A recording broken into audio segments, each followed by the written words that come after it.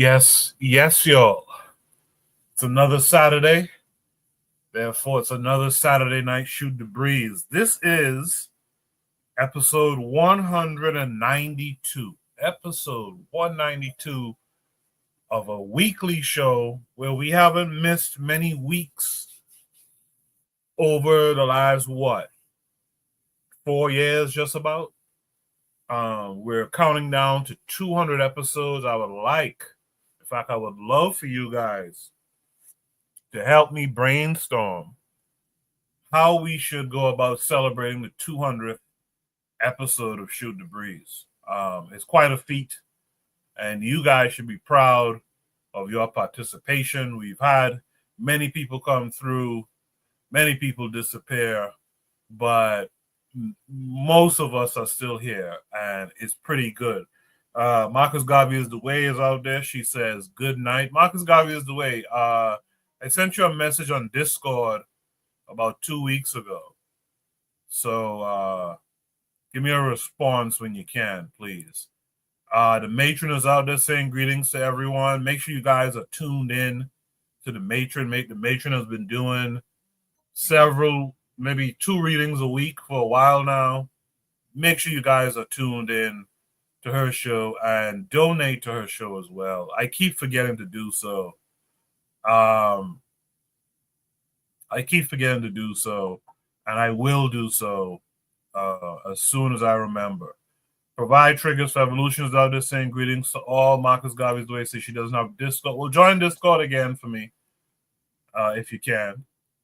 Like I said, I sent a message. I'd like to hear back from you, or shoot me an email at bitter.medicine.podcast@gmail.com so we can discuss the thing further.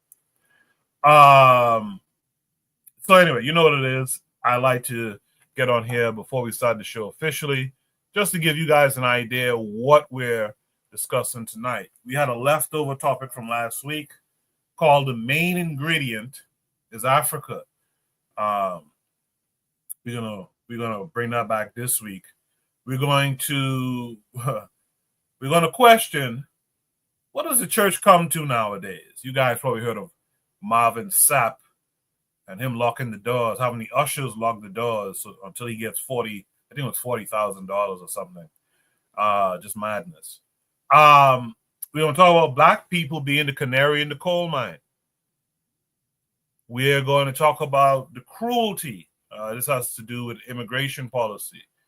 The cruelty is the point. And we're going to look at a scenario that asks the question, do you see why we need to build that curriculum? So all of those things on the table tonight. I see Daily Affirmations by Pauline says good evening. I see Jackadero's backstage. I see Anthony McPhail saying peace. So peace to all of you. What I'm going to do now is start the show officially. And on the other side, I will drop Shoot the Breeze topic number 1 as well as welcome any and all of my panelists this week. In the meantime, you guys stay tuned.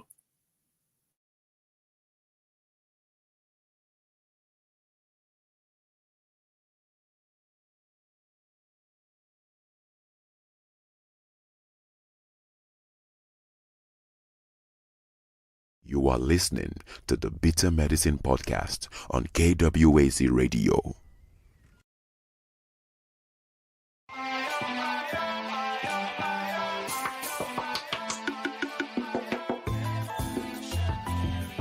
Welcome to the Bitter Medicine Podcast, where it's all about Black empowerment.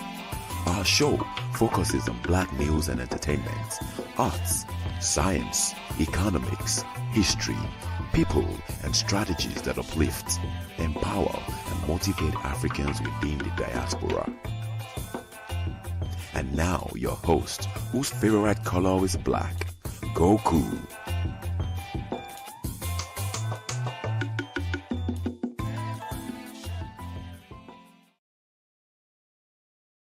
Welcome back to the Bitter Medicine Podcast. I am your host, Koku.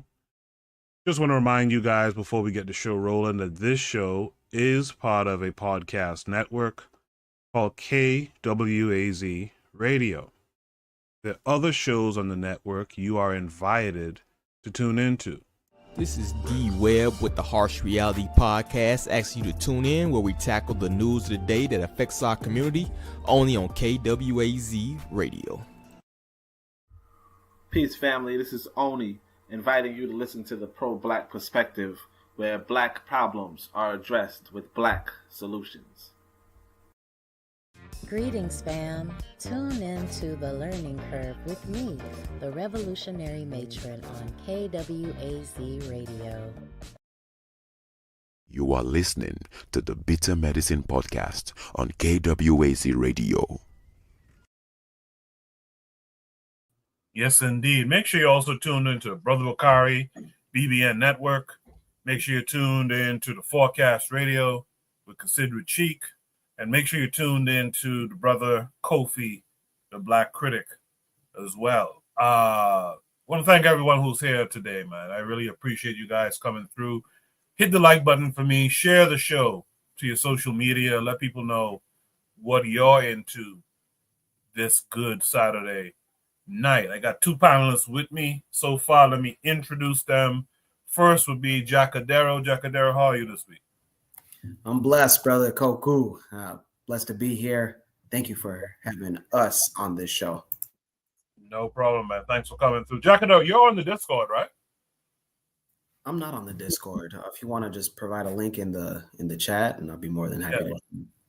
Yeah, join the Discord. There's something I want you to talk to you about in terms of recording. So join the Discord. I'll send you the link on the back chat. All right. Awesome. With that said, we got our brother, the Forecast Radio, joining us this week. Forecast, how are you? Yo, what's going on, Koku? How you been doing, my brother? I'm good, man. I'm good. Thanks. Good to see you, and thanks for coming through, you know? Yeah, definitely. Yeah, you guys make sure to tune in the Forecast. Every week, consistently, him and Considera have a Wednesday night show. Good topics. It's good topics. And you guys need to be tuned into that too, you know? With that said, let me just get right into it then. Let me drop Shooter Breeze topic number 1. Shooter Breeze topic number 1 says, the main ingredient is Africa. This takes us to YouTube. Let me share my screen and make sure you guys can see it as well. Yes, sir. So this is from I Never Knew TV. You know, I got to shout them out too. I appreciate the fact that they took the music off. That music used to cause copyright strikes all the time. So they took that off, and instead they're showing that they have an app, which is pretty impressive. That's something I want to work on in the future as well. So again, Shooter Breeze number 1 says the main ingredient is Africa. Wait, before I go there, let me bring in Buana. Buana, how are you this week?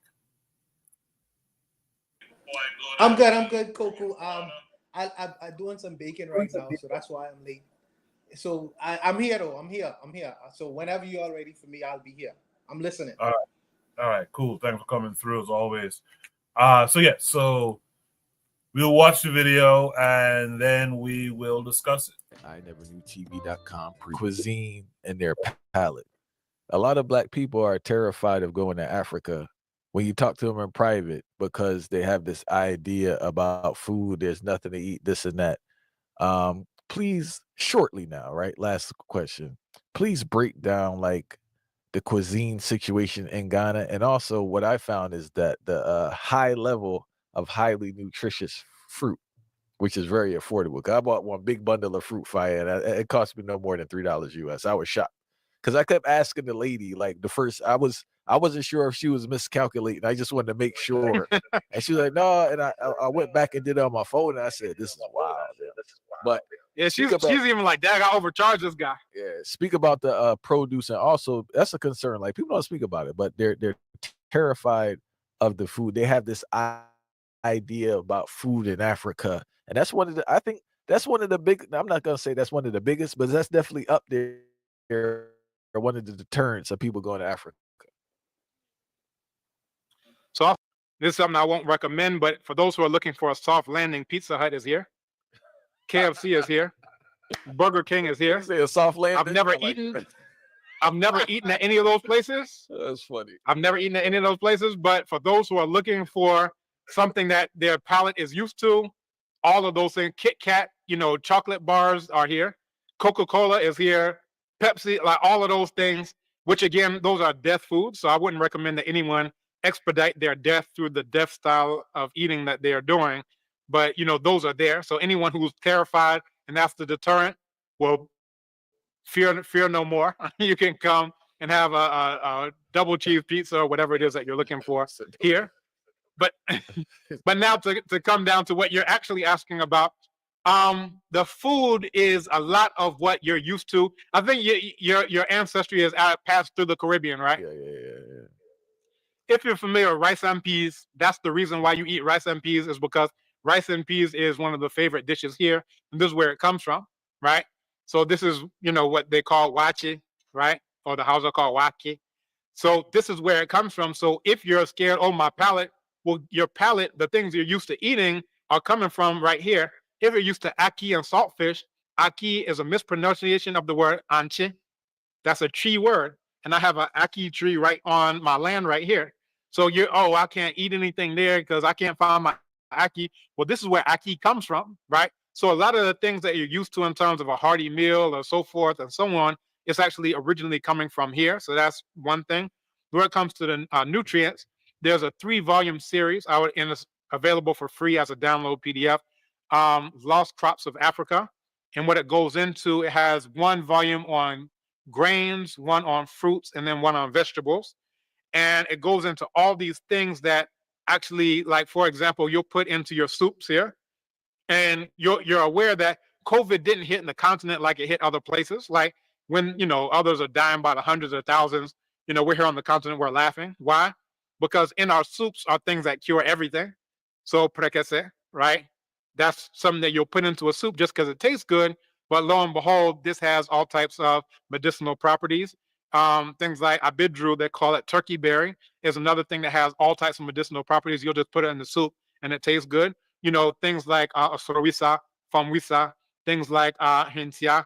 These are things that are actually used in medicinal practices, but all of those things actually have, they're part of the cuisine, right? So it's what gives it a spice. Black people anywhere don't want nasty food, right? So it's not gonna be like, you should be scared if you go to the UKKK because they got the most bland, nasty tea and crumpets that you can ever, scones. Like, what are you doing? You're gonna go there and you're not scared of that? Black people like food that tastes good. So it's going to have some spice to it. It's going to have some pepper in it. Facts. It's going to be well seasoned. It's going to be what you're used to if you grew up in the South. It's going to be, that's in the South of the United States. It's what you're used to if you grew up in the Caribbean. They have, doubles in Pelori. If you're used to that, you're going to be used to pincasso, right? You're going to be used to kose, right? Matter of fact, in Brazil, they have something that they call acarajé. It's nothing but kose.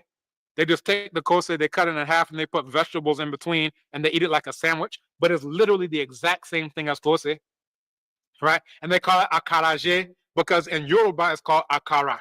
It's literally the exact same food. In places in the Caribbean, they have something that they call dokono. It's coming from dokono, which is the food here. So you'll take the dokono and you'll eat it, with the soup. So all of the things that if you're a Black person, you should only feel the food here if you've only been eating tasteless, insipid, bland white people food, which is, I don't even know, like macaroni and cheese. I don't even know what they eat. If you're used to mayonnaise sandwiches, I don't even know what they eat. But if you're used to nasty food, then that's where you should be scared. But if you want food that actually tastes good, then you should come because you'll be, the soups, the stews, everything. You're just going to be eating all that you can imagine, and you'll be good. And for those who are concerned about that, you'll find that a lot of food, especially when I went to Upper West, but just in general, a lot of food is just naturally, there's no meat in it. So like there's not like a meat version of kose. There's not like a meat version of, wachi. You have to add something to the wachi, but you can go anywhere and get wachi and it's already, meatless. When I went to Upper West, they have this food where they do the kose and then they mix it with moringa. Like a lot of the foods here. And it's interesting that there's this expression where they talk about mopping the floor instead of turning off the tap. And that comes from this white guy called Burkitt, right? Where they talk about Burkitt's lymphoma. So he, at one point, I think it was sometime in the 40s, he was stationed in Uganda, and he was seeing so this is a doctor, right? A medical doctor. And in Uganda, he was seeing that the black people there, they go to the bathroom, they defecate to the toilet, like sometimes 2-3 times a day. And this was mind blowing to him, because in the UKKK, where it came from, if they defecate once a week, they're doing a lot, right? They're compacted, they have constipation, because what are they eating but bread and cheese and meat, and that's it. Facts. And what he came to was, these people they're not eating much meat, or sometimes they're not eating meat at all. You go to Ethiopia, you have the bayanetu, it's a whole tray of food, there's no meat in it whatsoever. Right. But he saw that the people are eating so much fiber that it keeps them regular, and they're able to defecate in the morning, defecate at night, and they're just like this. So he took that idea that, the reason for a lot of the diseases that they're suffering from was the diverticulitis, whether it's colon cancer, all of these things that they have in the UKKK is because of their diet. And this was like a revelation. And what he came to is like, what they're doing is that they're prescribing drugs. And he said prescribing drugs is like mopping the floor because it's flooding. What you should do is go to the source and turn off the tap. If you turn off the tap, then you don't have to worry about it. But if you just keep mopping the floor, then more water keeps flowing and you're doing something stupid. It's never going to end. So what he said is, because all of these things are metabolic, because all of these things in terms of diseases are coming from the diet, if you change the diet, then you don't have to worry about the disease anymore. And that is now very clear. People know that your sugar intake is somehow related to the diabetes you have, right?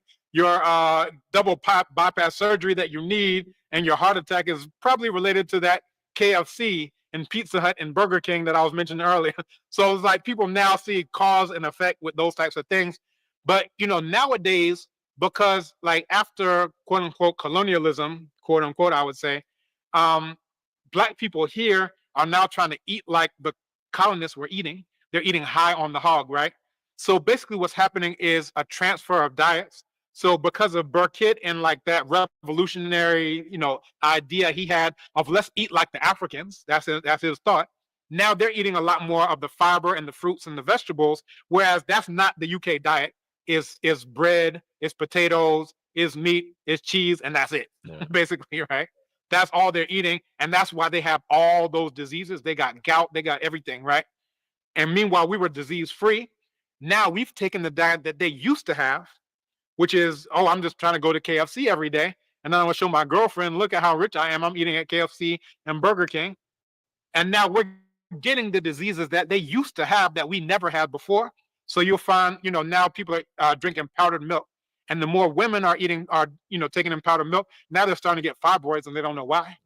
That was unheard of in the late 90s. But as soon as all of these powdered milks started coming in, now they're having all of these, lactose intolerant symptoms. They're having, a lot of these things, like I said, the cancers and things that never existed before. So we've taken a quote unquote white way of eating to show, look how civilized I am now.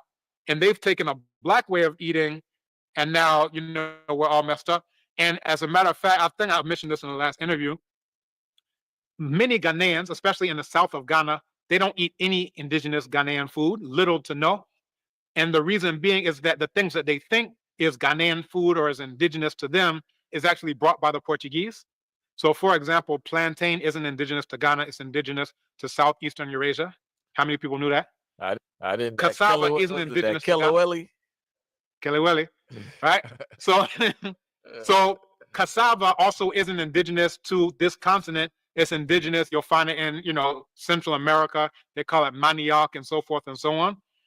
Corn, what they call maize here, is also not indigenous here. That's also Mexican food. That's why they have corn tortillas and so forth. And that was brought, over by whoever, Portuguese, so forth and so on. And even the names of them in our languages tell you that a lot of these things are indigenous. So you have abe, which is palm tree. And you say abrobe.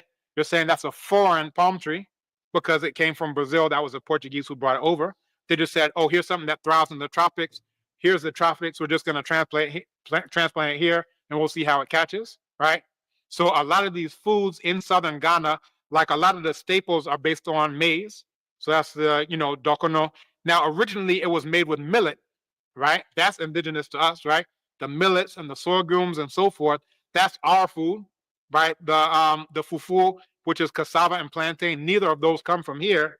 But what we used to do, you have to go to northern Ghana to find out what black people's diet actually is or is supposed to be, because you go there and they're pounding yam.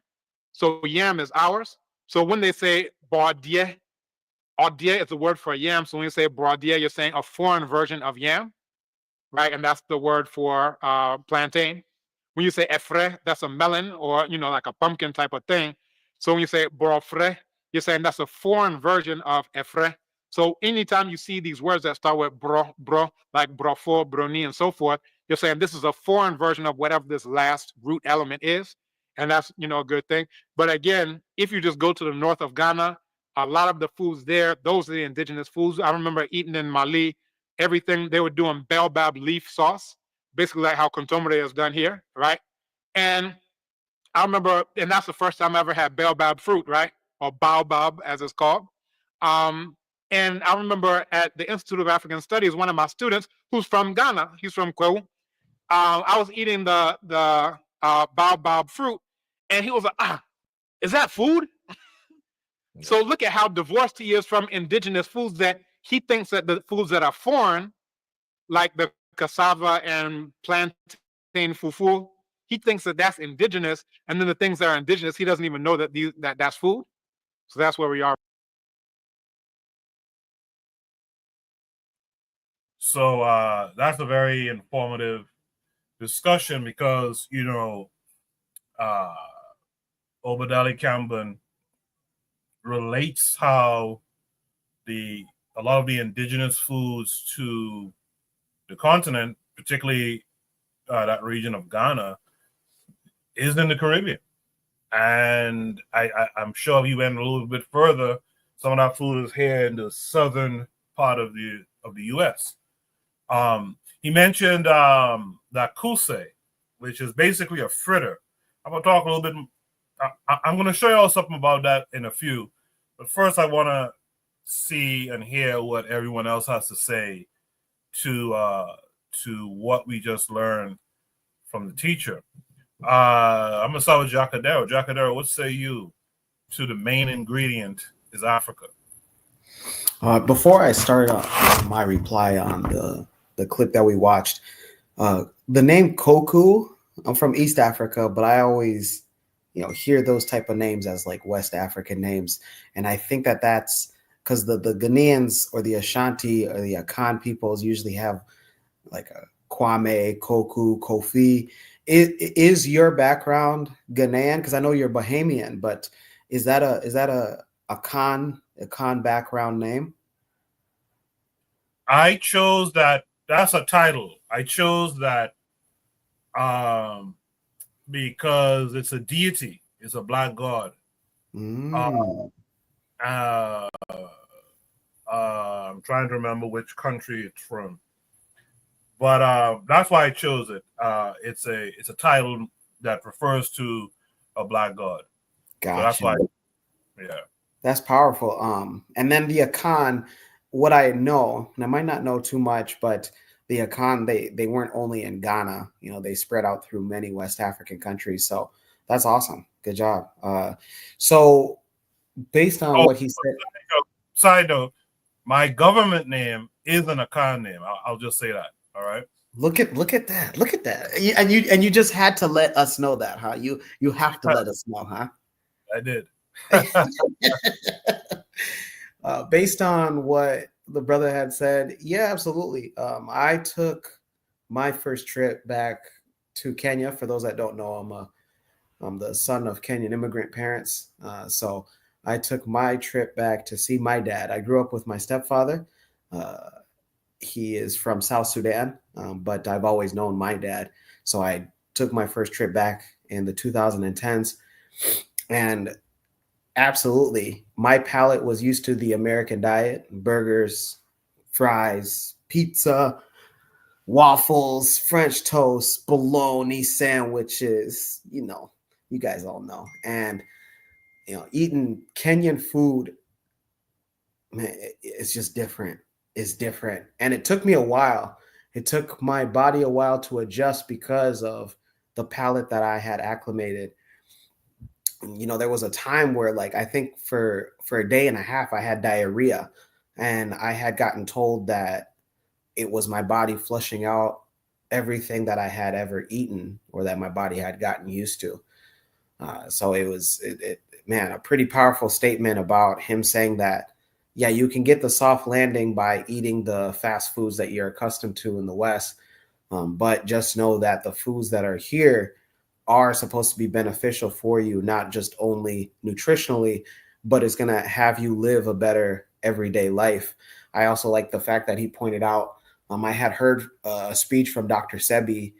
It's funny because Dr. Sebi was talking about how eating cassava is not for the original man, meaning the African man, and how that isn't from Africa. And then, I don't know the facts on this, but I was eating rice and beans while I was listening to him. And then he stops and he says, if you're eating rice and beans, that is going to kill you. And I had a mouthful of rice and beans.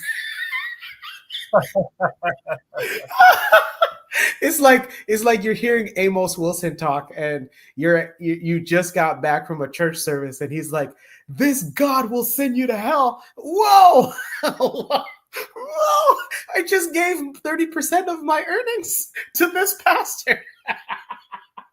So, man, pretty awesome. I always like informative clips like this, man. Powerful statement. Yeah, the main ingredient is Africa, especially for us African descendants, African diaspora.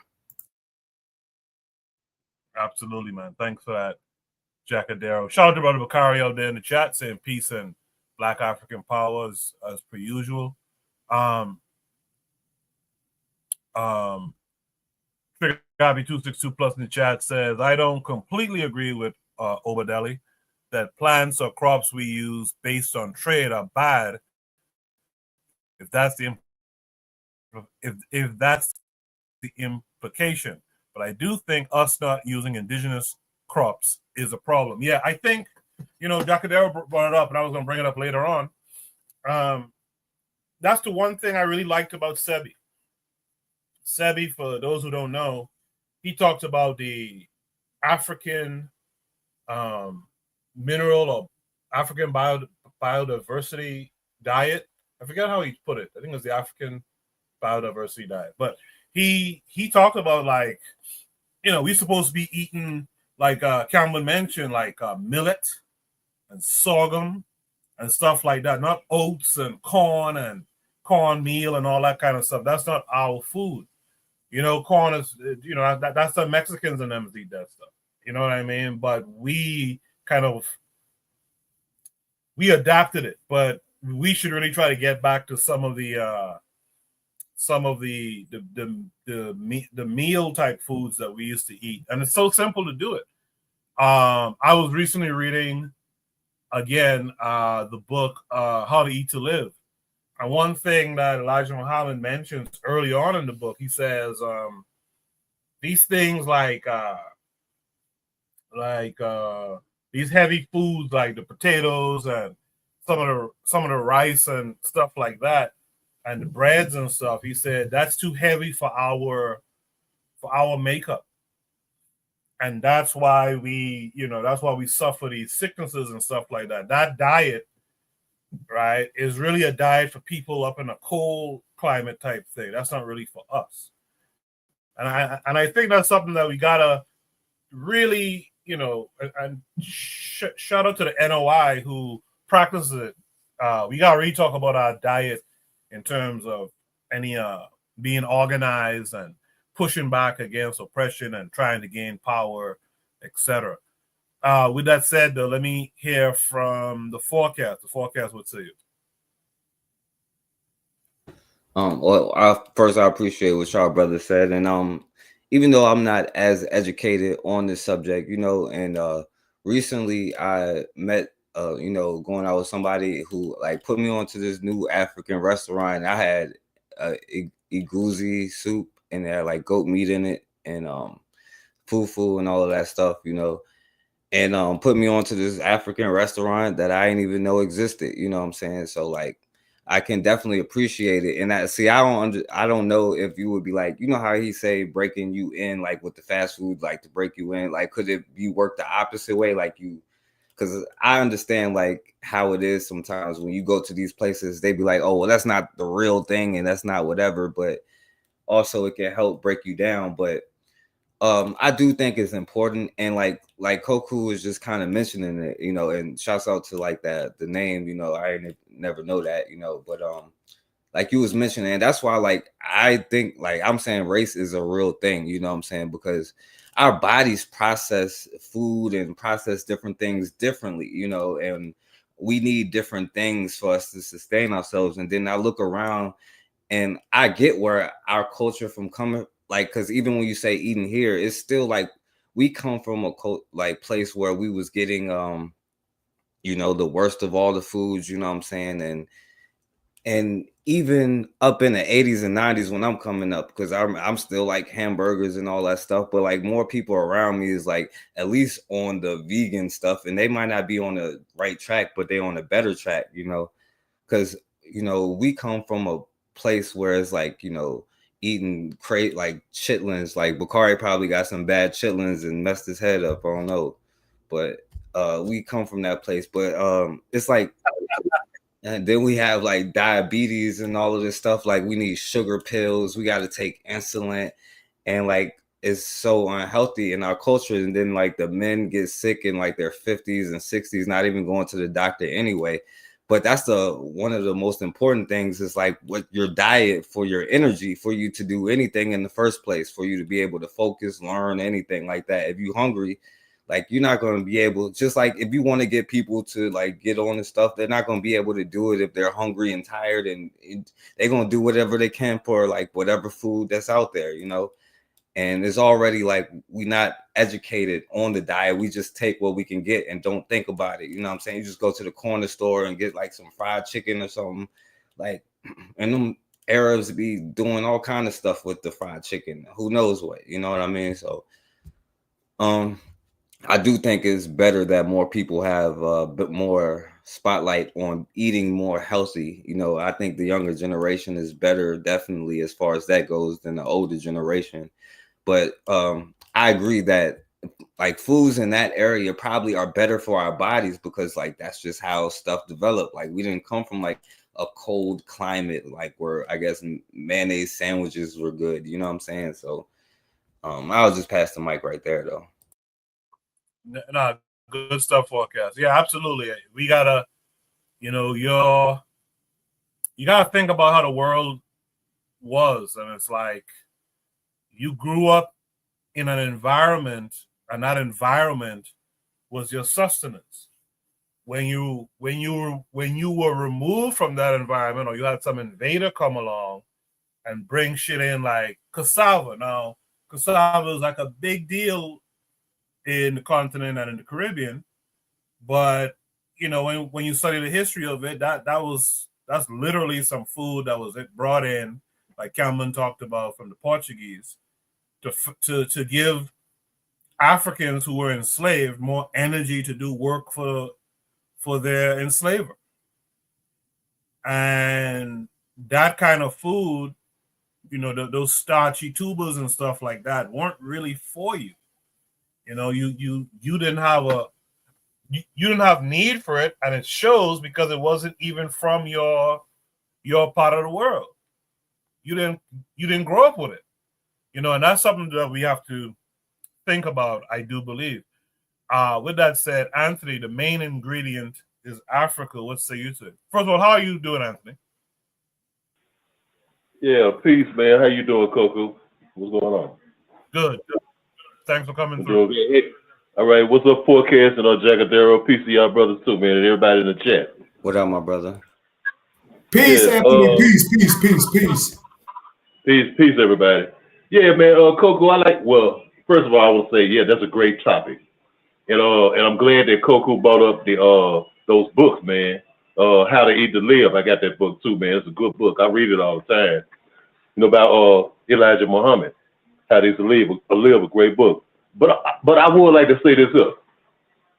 Okay, before we get first thing, yeah, I love the prompt, and you know what I'm saying, and you know Dr. Kim Bone, you know he's one of my guys, man, you know, and I like, you know, every now and then he might say a couple of things that I don't get out with, but for the most part, you know, he's my guy, and he's a good go-to guy to break down a lot of that history, that food history, you know, about our food, you know, as African people, as Black people. Well, okay, I want to say this. Okay, sometimes, you know, Coco, sometimes, you know how two things could be true. You know what I'm saying? Okay, say like in How to Eat to Live, or according to Dr. Sebi, you know, in his ideology, you know, and look, in the first place, let me say, I know I'm not an expert in food, I mean, in the science of food like they are. What I'm saying is sometimes, you know, I think even our grace can miss the mark sometimes. You know what I'm saying? And, you know, they can have a misunderstanding of certain things. What I'm saying is like when you talk about the rice, you know, Coco, Africans have been cultivating rice for thousands of years. You know what I'm saying? It's a strain of rice that comes from Africa. No, I mean, I know I ain't talking about the cassava and other stuff, but I'm saying Africans been doing rice for thousands of years. And I think that Africans outside of Africa, all over diaspora, especially here where I'm from in the southern part of the United States, you know, we got that from Africa, man. And we big rice eaters. And I'm not saying whether that's eating too much of anything ain't good for you. What I'm saying, but I kind of push back a little bit on the rice part necessarily because, you know, I think that's something that we've always did, that we've always eaten. So I don't think, you know, we could like put that in. We know what Dr. Sabi was saying about it, but and I need to know. I'm gonna do some more studying. I'm gonna do some more. You know, I love rice, but I'm saying, foods like how they were saying about the African Americans, whoever, you know, asking about the food in Africa. I mean, you know, to me, I'm like, man, you know, growing up where I came from. I mean, I grew up from where I'm from. When I was young, and I can remember my parents, my grandparents, we always had a healthy diet. You know what I mean? We didn't have no sickness. We didn't have none of that stuff. I think all of that stuff happened when people came up with fast food and, you know, in these restaurants, hamburgers and fried chicken and chicken places. You know, I mean, not to say that certain things like forecast love to talk about the chitlins. You know what I'm saying? But I mean, I just remember seeing none of this stuff when I was small, like among my people, like from at the country. I started seeing this with people like here in the city, when we started eating all that fast food. But like, I mean, Black people, come on, man, you know good and damn well. I mean, ask about is food in Africa bad when that very food, that's the stuff that we ate. We call it soul food. Black eyed peas, that come from Africa. In Africa, I mean, in New Year's, what we do for New Year's, we cook black eyed peas and greens and talk about and say it's going to bring what? Good luck. In Africa, in West Africa, in Nigeria, among the Yoruba people, guess what? They cook black eyed peas and what is it's symbolic of? Good fortune. I mean, that's something that we already had. You know, a lot of times I think we just don't know how African we are. You know what I'm saying? And then we got to deal with, you know, our minds have been played with, you know, the hate everything African and the despise everything African, you know, until it's to the point that we want to say, well, maybe what they food like? You know what I'm saying? You've been eating their food for 300-400 years, eating rice, you know, so eating black eyed peas, eating other beans, eating greens. They cook greens in Africa too. They've been doing it. You know what I'm saying? Right now, I'm cooking gumbo tonight. You know what I'm saying? We bit gumbo, that's right out of West Africa. You know what I'm saying? That's right out of West Africa. I mean, the word gumbo means okra. No, we've been doing that. We bought that with us. And so, forecast, I like to ask forecast, how is that a goosey, man? Because, I mean, I love it. I got a restaurant right up the street from me. How you like that a goosey? Yeah, I crushed it, bro. I crushed it. Yeah, that's a goosey. But I would suggest you the pepper soup and the pepper soup with goat in it, or some of the okra stew. You'll love that. But Yeah, man. I mean, it's just like it's kind of ridiculous, man. But it's like, no, we no, we it's that disconnect, man. You know, we lost a lot of knowledge, you know, of things, and because like I say, I grew up, we didn't have all that sugar, man. You know, from out the country, you know, all that food with all that sugar, and we ate fruits, we grow fruits. You know what I'm saying? We had raised our own chicken. You know, our own ducks. My grandfather had chickens and ducks and rabbits and all that stuff. You know what I'm saying? My next door neighbor, his cousin had turkeys. I mean, and they turkeys was clean. You know what I'm saying? They were raised right. They weren't on all that bullshit, these steroid turkeys and stuff like that. I mean, we lived better back then. You know what I'm saying? I was a small boy back then, but I'm saying we lived better back then because we ate better and because our food was better. But I think now, you know, it's the fast food. It's all this here, all this bullshit. But yeah, I know I kind of went off the topic a little bit, but yeah, man, you know, man, we've been eating African food all the time, and I mean, from Louisiana to Carolina. You know what I'm saying? I mean, we've been growing rice, been planting rice. You know, I mean, they bought us here because we knew how to do it. You know what I'm saying? You know, I'd knock off right there, Coco. Yeah, I appreciate everything you said, Anthony. I mentioned rice because we know now that rice, particularly white rice, is a big thing with diabetes and stuff like that. So that's why I mentioned it. I'm aware that. Hey, Coco, you're right. I'm sorry, you're right. Because see, we had brown rice over there. Right. The African rice. There's two cultivars of rice. There's Asian rice and there's African rice. And what they did was they pushed the Asian rice on us. You don't even hear people talk about African rice. You know what I mean? That's what I'm really referring to. Basically, what I'm saying is we need to eat more of the foods from where we originally come from.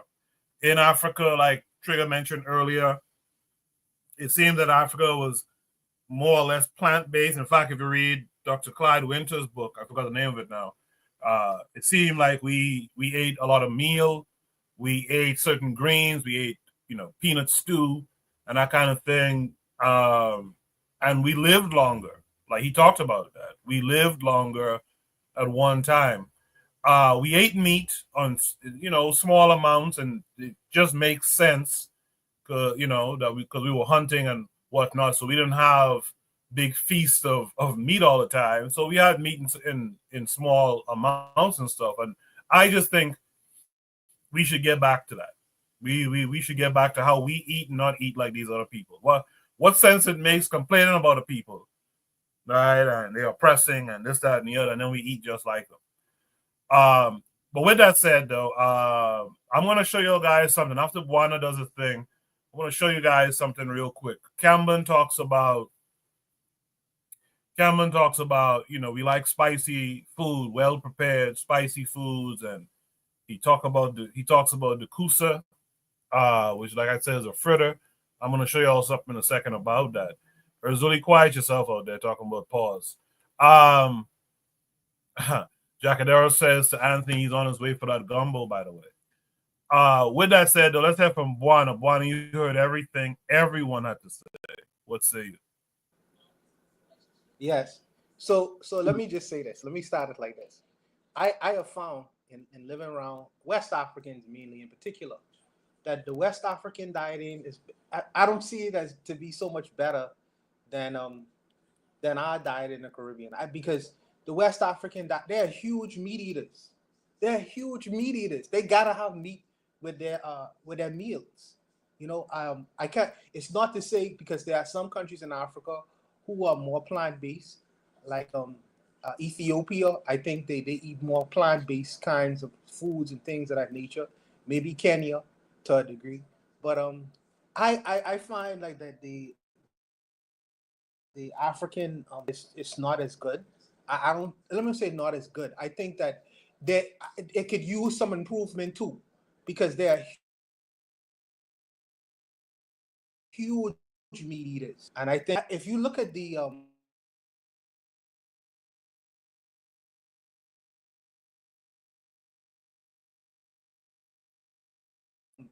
Buana, you're cutting in and out. Bonnie, you're kind of cutting in and out. Can you hear me now? Yes, I can. Repeat that.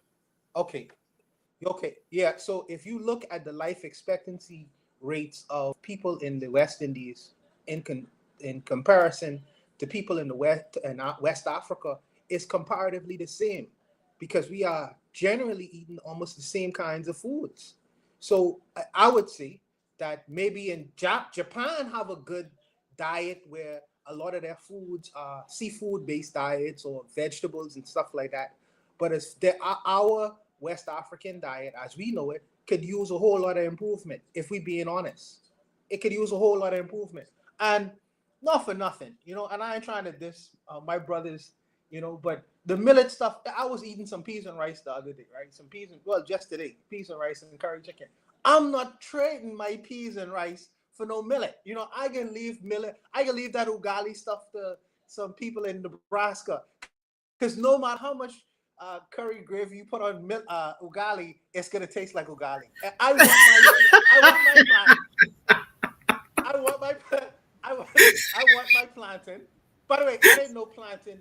I didn't know plantain was from the south of Asia. That's news to me. And that's something that I didn't know. But for me personally, what I could get away with, I try to get away with. Yes, I can improve my own diet. Yes, how to eat to live is good because the Honorable Elijah Muhammad talked about fasting, which I feel is a good feature, which I believe all Black people should invest in, fasting. I think fasting is an important feature in going forward and how we eat, because we can't always continuously overwork our system. It has to take breaks. So I think that fasting is a good nuance. But as far as the foods and stuff like that, yes, we should get back to some at soil. But if you far away where your food is processed, your food is, you're getting it from different kinds of places, sourcing it from process, high chain, commercial chains, and grocery stores like that. The further you get away from the earth and the soil, the sicker you probably become when you eat that kind or ingest that kind of food. So I agree with that. But I believe that all our foods all our diets, whether you're in the coast of West Africa or in the Caribbean, most of our diets leave much to be desired.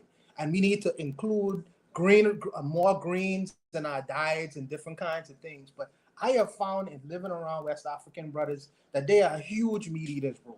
I gotta tell you. So I don't know if that's the main ingredient, but I think that all of our diets we need to really take a second look at and how we choose to eat and live. I'm surprised that gout ain't a big feature in West Africa because they're such large meat eaters. I'm surprised they don't have gout issues. Maybe because they are closer to the soil. But I know that is a big feature here in the Caribbean because a lot of the foods is processed. They have gout. You know what I mean? After a certain time. So there's a myriad of different kinds of issues. I do believe that we really do need to take a second look across the board there, Coco. Yeah, boy, I need you to tighten up on your sound there because you're cutting in and out a little bit there. I'll go ahead and come back. All right. But also, I think Triggapi hits the nail on the head. I was going to come in with this point. He says, pay attention to what Obadeli said, too. It depends on the West African. It may be different sometimes with the coast. Some communities are fishermen, as well as some are pastoralists. Some eat grain. So I would agree that the West African diet today, we're not comparing ourselves to today's West African diet because Campbell just said himself, you got Burger King, you got McDonald's, you got KFC, you got all that shit there. So we're not comparing to the modern West African. We trying to get back to who we were originally. And that style of eating is what's important.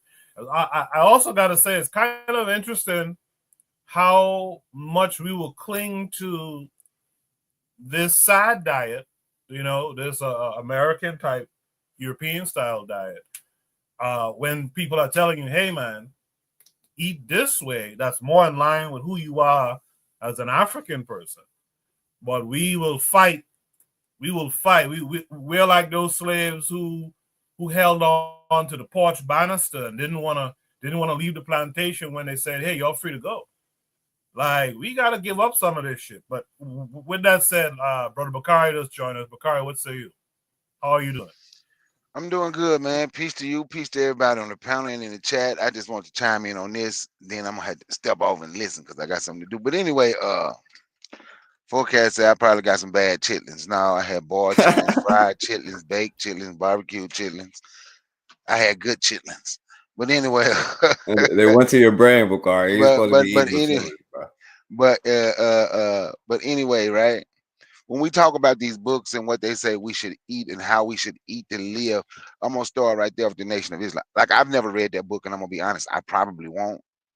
Because when I listen to, and I ain't knocking nobody that do on, but when I listened to the Nation of Islam and I heard Elijah Muhammad speak, I don't know what he wrote in the book, but he said you're supposed to eat 1 time a day, lima beans and milk, or navy beans and milk. That's not healthy. That is not healthy. You eat once a day. Where you get the strength from to do the things you're gonna do, and it's just lima beans and milk. You're real gassy too. Some of those things that they're talking about we should eat, where do you find them?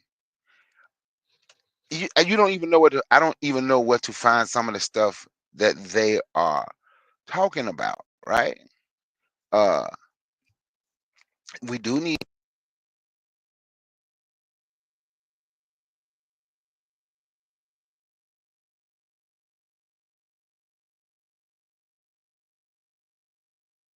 All right, looks like we lost Brother Bakari. Brother Bakari, come back up.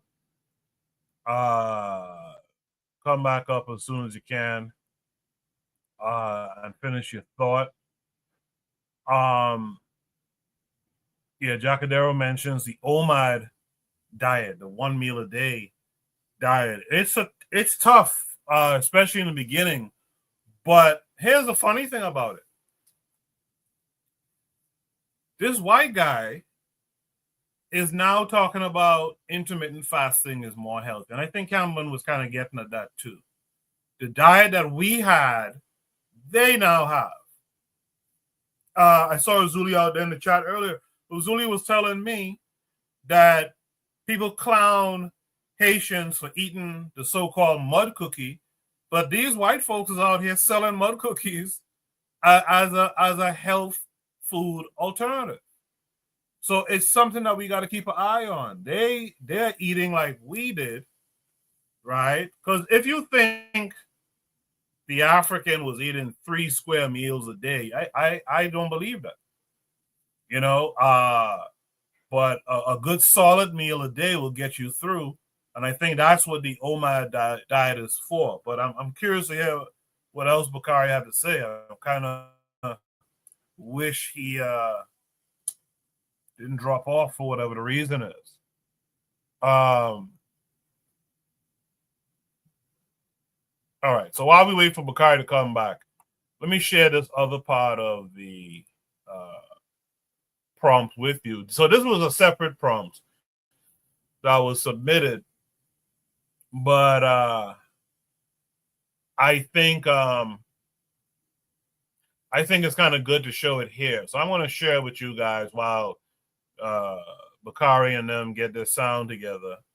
I want to share about 5 minutes of it. Now, I really wish this was a African person talking about this, but this is about the 24-hour Bahamas traditional food on Conch tour. So I'm bringing this up because Camden said something interesting. We like our food well flavored, spicy. He talked about the fritters and stuff like that. So just take a watch of this, and then we'll discuss it more. Hey guys, good morning. It's Mike Chen. In this video, my first time traveling in the Bahamas, trying Bahamian food, and one particular dish, the conch salad. I couldn't want to give a big thank you and shout out this video. AG1. It's been a couple years now. This is still part of my daily routine. Wake up, a scoop or travel pack of AG1, 8 to 12 ounces of water. I use sparkling when I can. Shake it up and drink. Zinc, because water.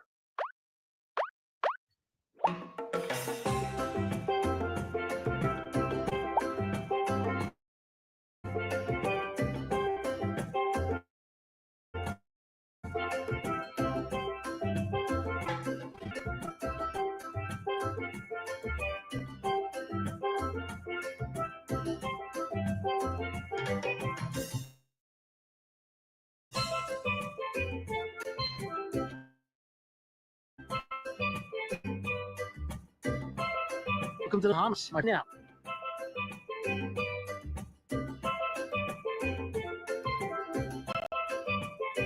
And for my first meal, I am here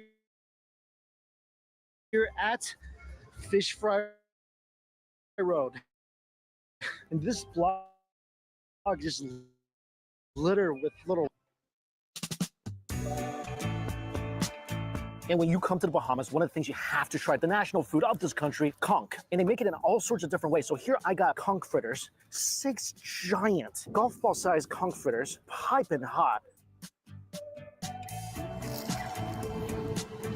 This is so freaking good. Outside crispy, fried perfectly golden with such a satisfying crunch.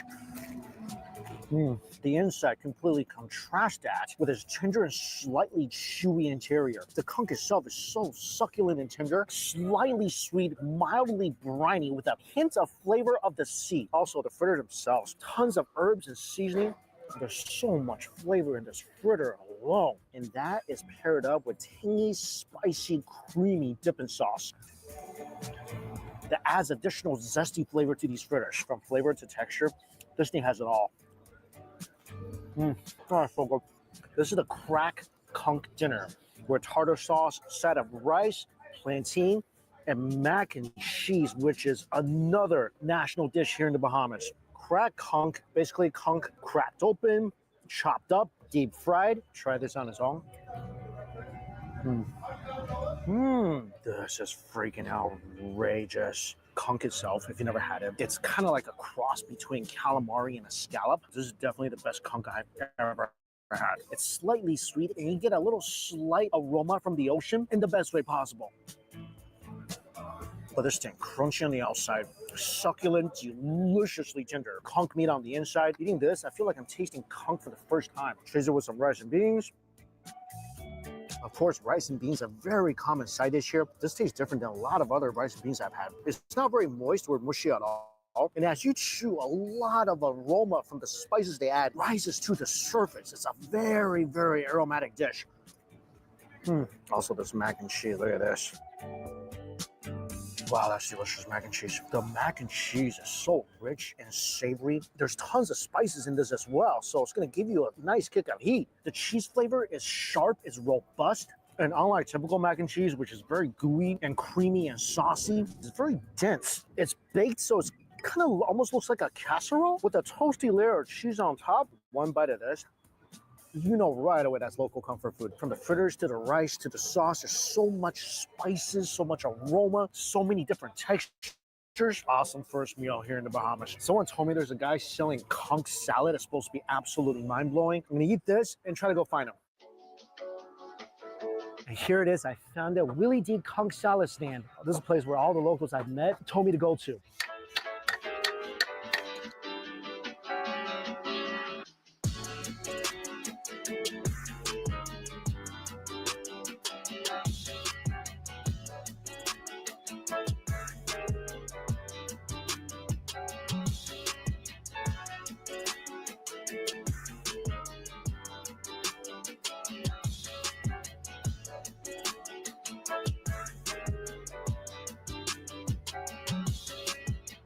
This is it.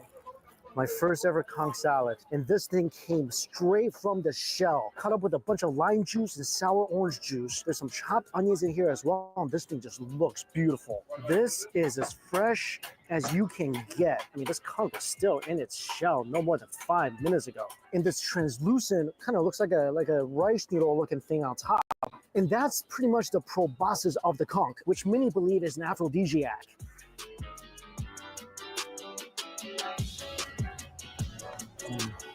Absolutely phenomenal. This thing delivers a medley of bright and tangy flavors. The fresh conch meat itself has a really delicate oceanic flavor in the best way possible. It's slightly sweet, a little bit briny, and then that is beautifully contrasted by the sharpness of the fresh lime and sour orange juice. And that basically cooks the conch in a ceviche-like style.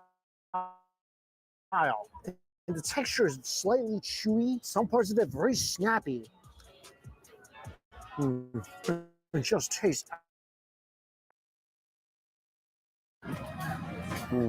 The outside skin is a perfect subtle crunch, and it's seasoned very, very well. The snapper itself has a mild sweet flavor with a hint of nuttiness. The meat is lean but very rich. I've had many a fried snapper before in my life, but here in the Bahamas, they fry it up with a local blend of herbs and spices.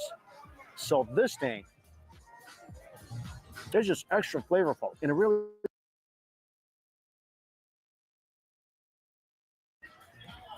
And to be able to eat this while staring out at some of the clearest waters I've ever seen, it makes this taste even better.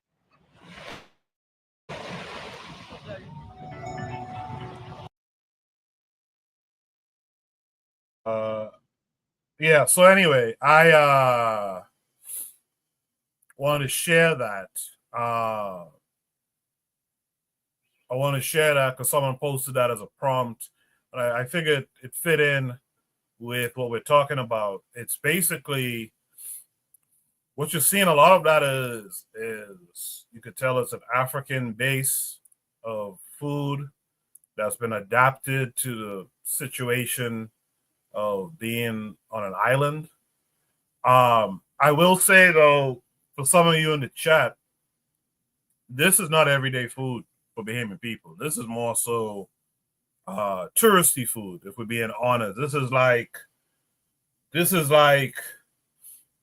how do I put it, man? This is not everyday food.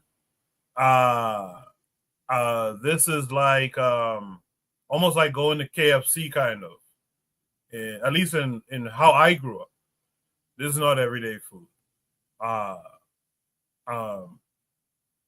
Juana's telling me to answer someone's question. I don't see the question. But I'll go through the comments in a section. We got Brother Bakari back. I want Bakari to finish his thought before I get any last thoughts on this prompt. Bakari, finish your thought. Yeah, like I was saying, like some of that stuff, I don't even know where to find some of that stuff at, right? I understand we should eat better. I do understand that this diet that we adopted, that was forced on us, a lot of it, most of it is not good for us. But we had starchy foods in Africa, West Africa as well. You can look at the fufu today. It's a starchy food. We didn't have potato, but we had the fufu. We did have a type of rice. But one thing I noticed, well, I ain't gonna say I noticed because I haven't read the book, but when I hear people talk about what we should eat to make us more healthy, we very seldom talk about the type of exercise we should be doing. Now, trust me, I know I'm not supposed to be eating. I just got hard-headed when I got a little older, but my working out, we need to talk about the working out, the running, and all of that. It goes with the diet. So when we're talking about the diet, let's not leave out the exercise in that part of taking care of your body, because if you take care of your body will take care of you. So look, I'm not against what they're saying about the diet. I just don't know. Like Bawana said something about a millet. I never heard of a millet till Bawana said it. I wouldn't know where to find that. We didn't have that in Mississippi. I don't know what that is, but I'm not opposed to it. We should want to eat better. We should want to have our situation better so we can be more healthy. But I just want us to add a little working out into that. And on that, I want to come back and finish that. But like I said, I'm going to be able to listen offline. I ain't going to be able to talk. Thanks for letting me speak. No problem. I appreciate that. Yeah.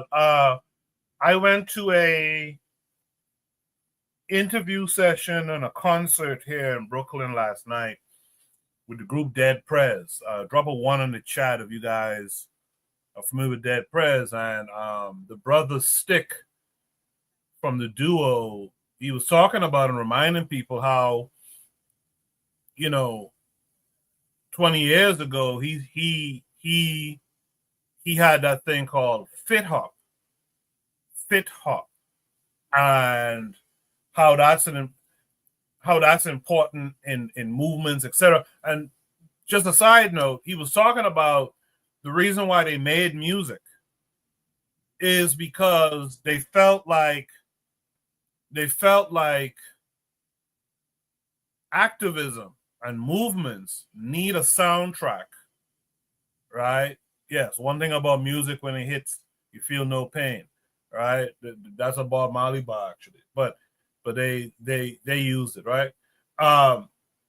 He was talking about how like movements and activism needs like a soundtrack. So they thought they would be that soundtrack to to the activism at the time. And this is back in the day when they came out. I was still an undergrad, and they were a part of this Malcolm X grassroots movement, which I used to go around too. And he talks about how in these movements you need to address your diet, you need to address exercise and stuff like that. So I thought that tied in well with tonight's conversation here. Afro Native World says Stick is all about fit hop. Yeah, that's what he was talking about last night. By the way, he has a book coming out soon too that breaks down the music and the movement and all that stuff too. So you guys look out for that. But yeah, I just wanted to share this Bahamian thing with you guys because again, it was posted. And Afro Native World asks, well, what vegetables do we Bahamians eat? And it's ordinary stuff: the yams, the sweet pepper, the sweet potatoes, cassava, callaloo,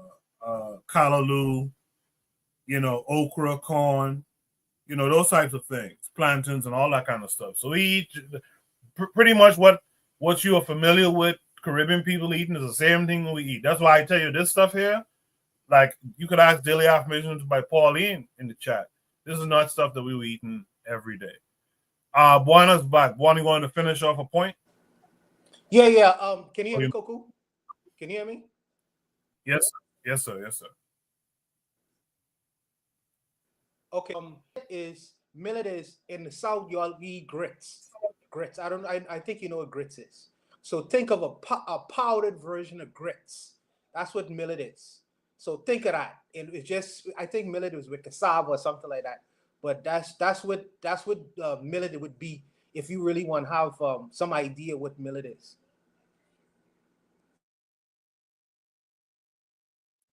Yes, indeed. Aki, that's kind of an imported thing. When I was small, you would see aki trees, even breadfruit too, to a certain extent. You would see them around and stuff like that, but a lot of people didn't really eat that. Now, people eat it more, but when I was growing up, not so much. Anyway, is there any last thoughts on this prompt? Can I say one thing? A lot of talking. Just want to make sure if there's any last. I just wanted to say I just wanted to say real quick, because I went to I wish I had some of the stuff he tried when I went to the Bahamas. I'm like, I feel bad because I was young, like I got like Subway when I was at in the Bahamas. So yeah, I wish I saw some of the stuff I ain't like, but some of it I would definitely get. But you said it's not normal, it's not like a regular, it's like going out to like a nice restaurant or something. It's like Daily Affirmations by Pauline just said it. Like a lot of that stuff with the macaroni and all that stuff, that's more like a Sunday dinner. It's a Sunday dinner. A lot of stuff you see here is more like, Yeah, it's more like a Sunday dinner, or you go out Friday night, Saturday night, or something. You know, you go down by the fish fry or something like that, and you would eat this kind of stuff. This is not everyday food. This is not everyday food. Gotcha. Yeah. Is there any other last thoughts by anyone? Yes, If sir. not, let's go to Shoot the Breeze topic number 2. Yes, sir. Yes, sir. Coach? Yeah, go ahead. Okay, yeah.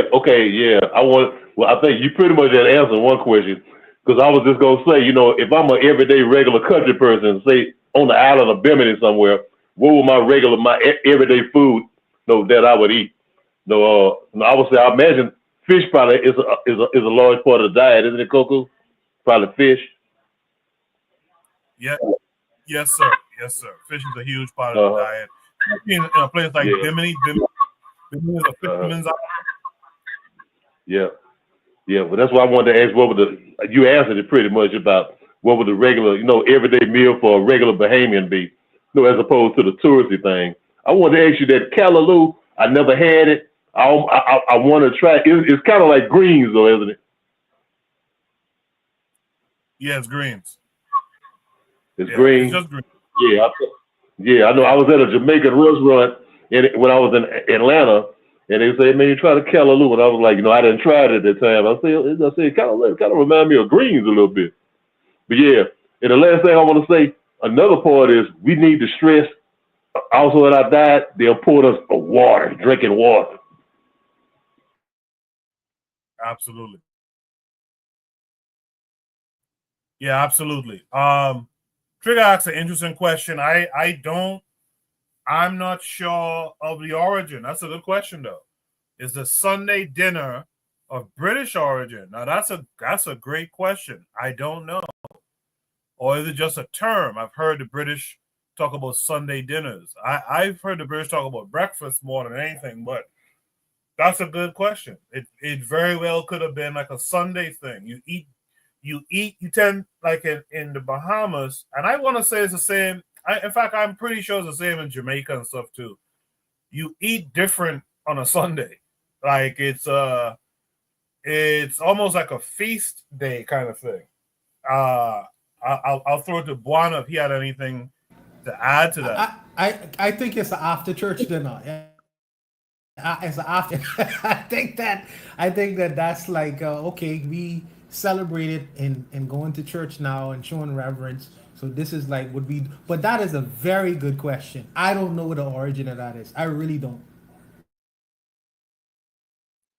Appreciate that, Buana. Yeah, that's a real good question, though, Trigger. That's something to look into. Anyway, good discussion. Good discussion there. I appreciate everyone who participated in that. Make sure you guys hit the like button. And like I say, share the show in the event that someone else wants to come, someone else wants to come join in these discussions.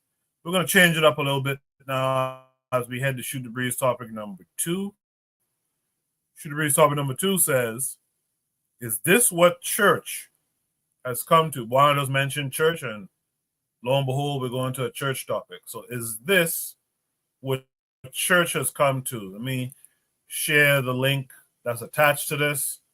It's going to take us to Twitter. Yeah, you guys can see it.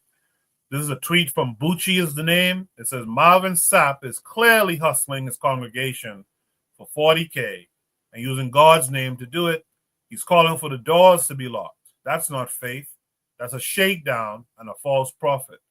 Someone had a bill to pay, and it wasn't to the church. So we're going to play this 2.5, almost 3-minute video, and then we'll discuss. And they understand the cost that is involved. There's 1,000 of you. I said, close them doors. Ushers, close the doors. Close the doors. Close the doors. We all gonna leave together. Y'all ain't going no place but to the restaurant. There's 1,000 of you tonight, and those that are watching, it's 1,000 that's watching online.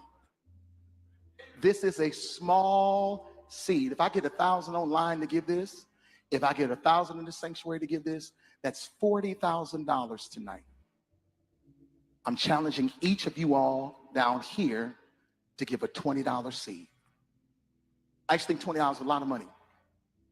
$20, believe it or not, when my late wife, Melinda P. Sapp, was alive, was a good date. I could take her to the movies, buy a box of popcorn, get 1 soda, 2 straws. I wasn't cheap, that's swag. I was looking in her eyes, she's looking in mine. Can't do that no more. Now, everyone up here, we've all sold and seeded, but I need everyone standing up here with us, with me, to plant a seed of $100. Because again, it costs to sit up here. I got you. Let's see. So put your 20 away, preachers. That 20 wasn't for you. And this is what I need you to do. If you're giving electronically or even if you're giving tangibly, I'm gonna have y'all come to the altar and give it because I need to see 1,000 people moving. Bring them baskets. I want the baskets up here. I want to see the folk. Y'all start moving. Y'all can bring it right now. Come. Even if you're giving tangibly, just put your hand on take your phone and stick it on the bucket.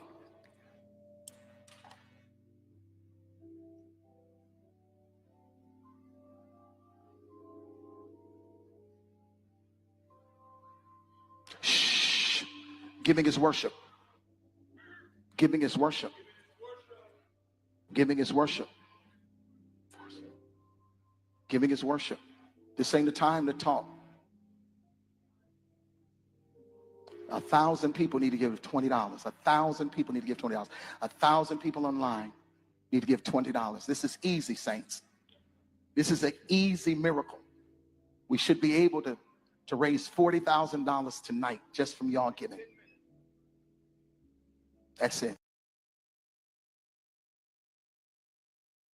I'm reminded, I'm going to read Kofi's comments in a second, and Buana's comment.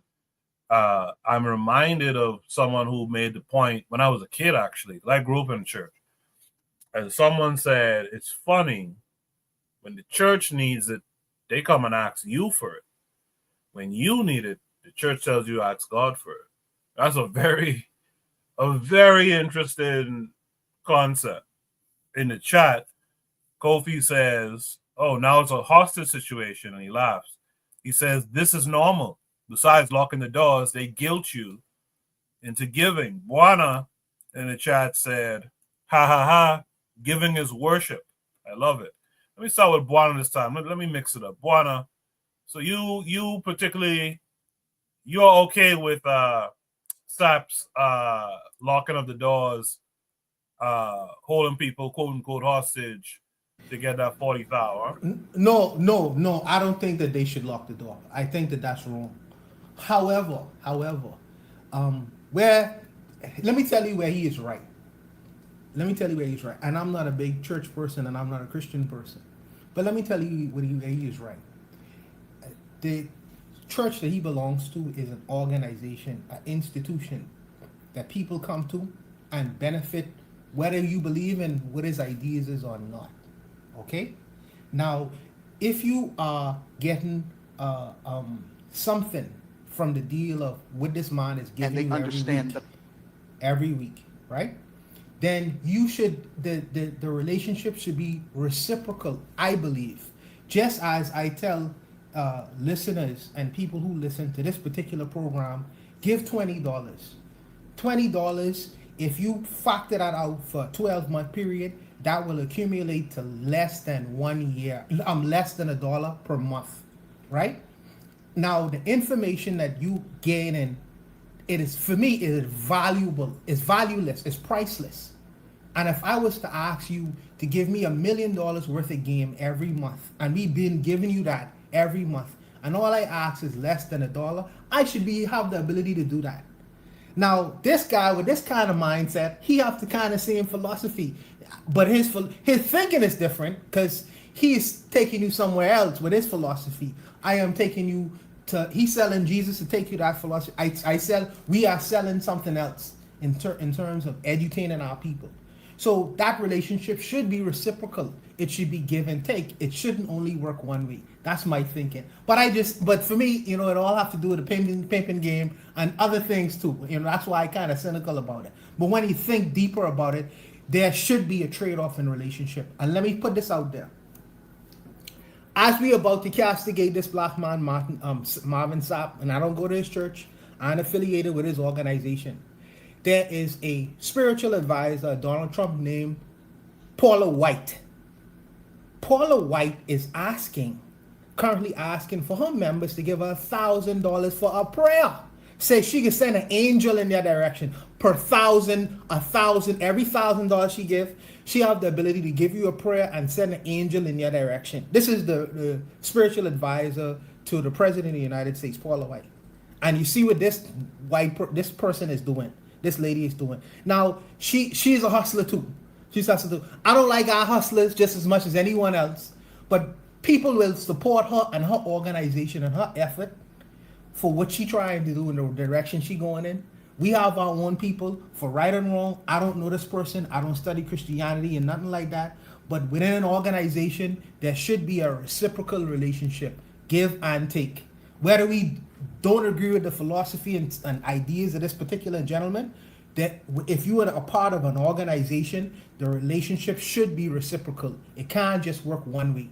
And our people should come to that understanding. And when our people come to that understanding, they wouldn't take it so hard to not only look to only take or extract from organizations we create, but also to give for that relationship to be reciprocal.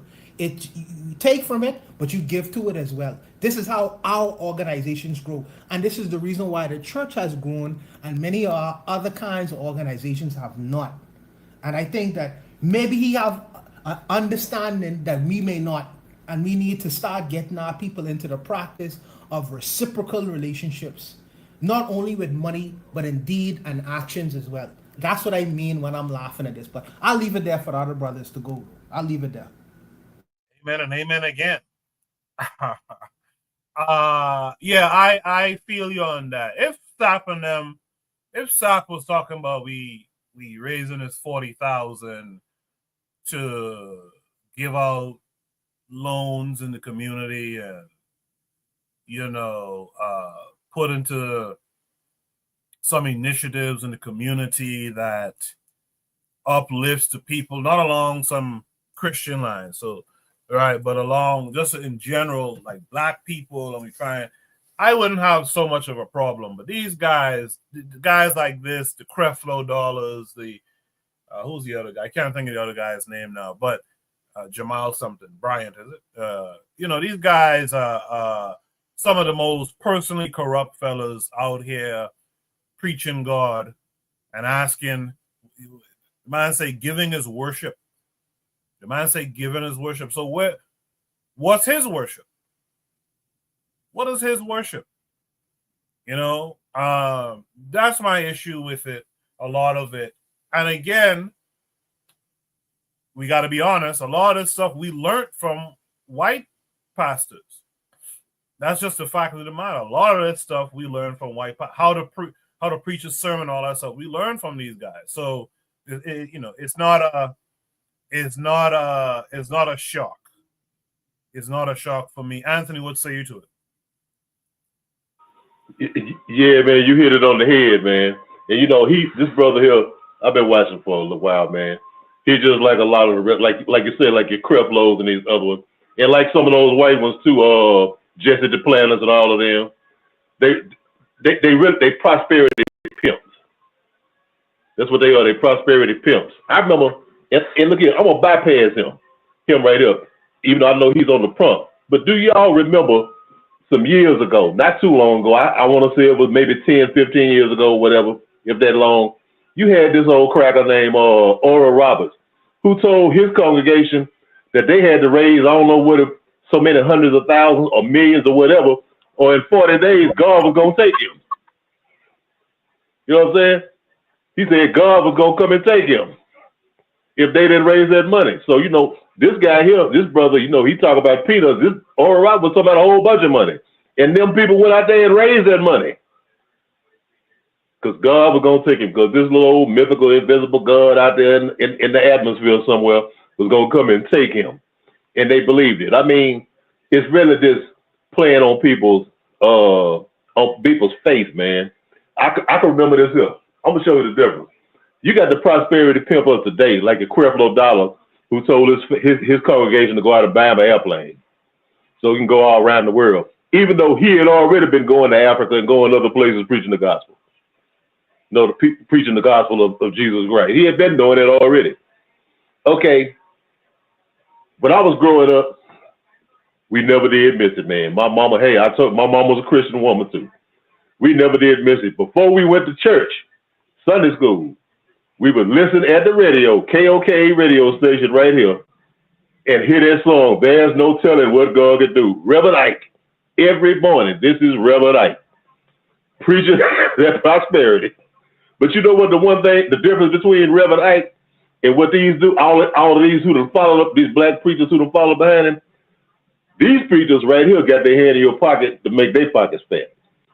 Back then, now, I'm not going to say Reverend Ike didn't do some of that either, but Reverend Ike always you know what Reverend Ike said? I always respect him for that. He was saying, don't be looking for your prosperity or whatever in the by and by. He said, look for it right here on earth. Reverend Ike was telling you business. He was telling you to go out and to start your business, to be business minded, be financial minded. I mean, he was saying basically go out and do for yourself. You see, with all this old begging and crying and all this old shit, Reverend Ike, he talked like that. And so, yeah, while on the one hand he was doing some of that bullshit, he was also would tell his people what to do. He would tell you, hey man, look here, you can have this too. Reverend Ike was still in the dream of, look here, man, you ain't got to always be in the condition that you're in. He was telling the people, look here, you can go and do this. You can have what I have. You can do this here. And I respected Reverend Ike for that. Yeah, he was the original prosperity black preacher. But I'm saying these guys today, man, they are for themselves. They out to enrich themselves. I went to a church back in what was it? Probably in 2000, right here in Shreveport, called Greenwood Acres Baptist Church. Pastor Fred Caldwell, he's still alive. I got baptized in that church. And man, don't you know, this man automatically, when you went in there, when you became a member of the church, man, they wanted to find out your financial status, you got a job and all this kind of stuff. You know what I'm saying? And that's what kind of like, I'm like, man, they do this in church. Because I didn't know. I didn't know no better at that time. I was just like, I couldn't believe this. But man, these guys are out for themselves, man. You know what I'm saying? It's a con game. It's a scheme game. Because like you said, they're not talking about doing what we could do to enhance the black community, to build up the black community. You know what I'm saying? If they were saying things for us. Now you can go to these smaller churches. I know a lot of smaller churches around here who don't have that kind of money. They feed the people. They do stuff like that. They help people pay bills and stuff like that. But these guys ain't thinking about nothing like that, man. They try to hold your spirituality hostage. This is what they do. That man is nothing but a pimp. You know what I'm saying? Creflo Dollar is nothing but a pimp. All these other motherfuckers, what his name? These Benny Hinn's and all of these people are pimps. These people don't believe in no damn God than anybody do. They are pimps. And man, the people got to stop falling for that bullshit, man. Like I said, that's religion. That ain't spirituality.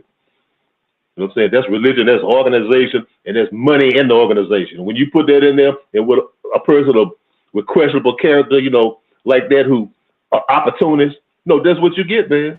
And I knock off right there.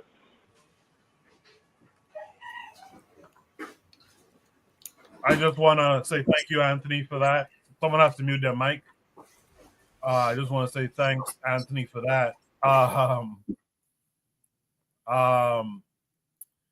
Anthony mentioned this guy, Oral Roberts. I was a kid when Oral Roberts did that bullshit. I was around 80, 87, 88. Oral Roberts said he needed $8 million ASAP by the end of March or something like that, because God said that's what his ministry needs to provide, or else God will take him from the earth. Do you know? Let me show you how this bullshit is so far reaching. Do you know they used to bring on Oral Roberts at one time, like on Sunday mornings in my hometown? Billy Graham was a big guy too on Saturday evenings, and Oral Roberts was in the morning. Do you know Bahamians was sending Oral Roberts money back in 87, 88?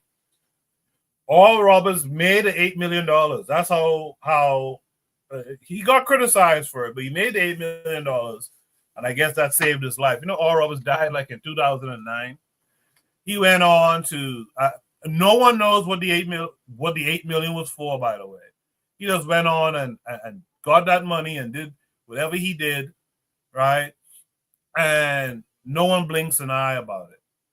You know, the matron in the chat says mega churches were designed to house and take black wealth. That's why they don't do anything. Something Bakari said I like. He said in the chat, he said, small church do work in the community. Very interesting. Smaller churches tend to do a little something in the community. I'll give them that. But like these big mega churches and stuff like that, man, forget about it. Forget about it. RG Titan is out there in the chat. Thanks for coming through. He says these pastor pork chops running around nowadays are nothing more than pulpit pimps. Shaking my head. Marcus Garvey's the way says folks drank Kool-Aid willingly in Jeebus' name. Won't he do it? You know, Daily Affirmations by Pauline said, this is church. And locking the doors, he didn't give an explanation that the 40K benefited the community. She says, I believe you give what you can and should not be forced or embarrassed if you cannot.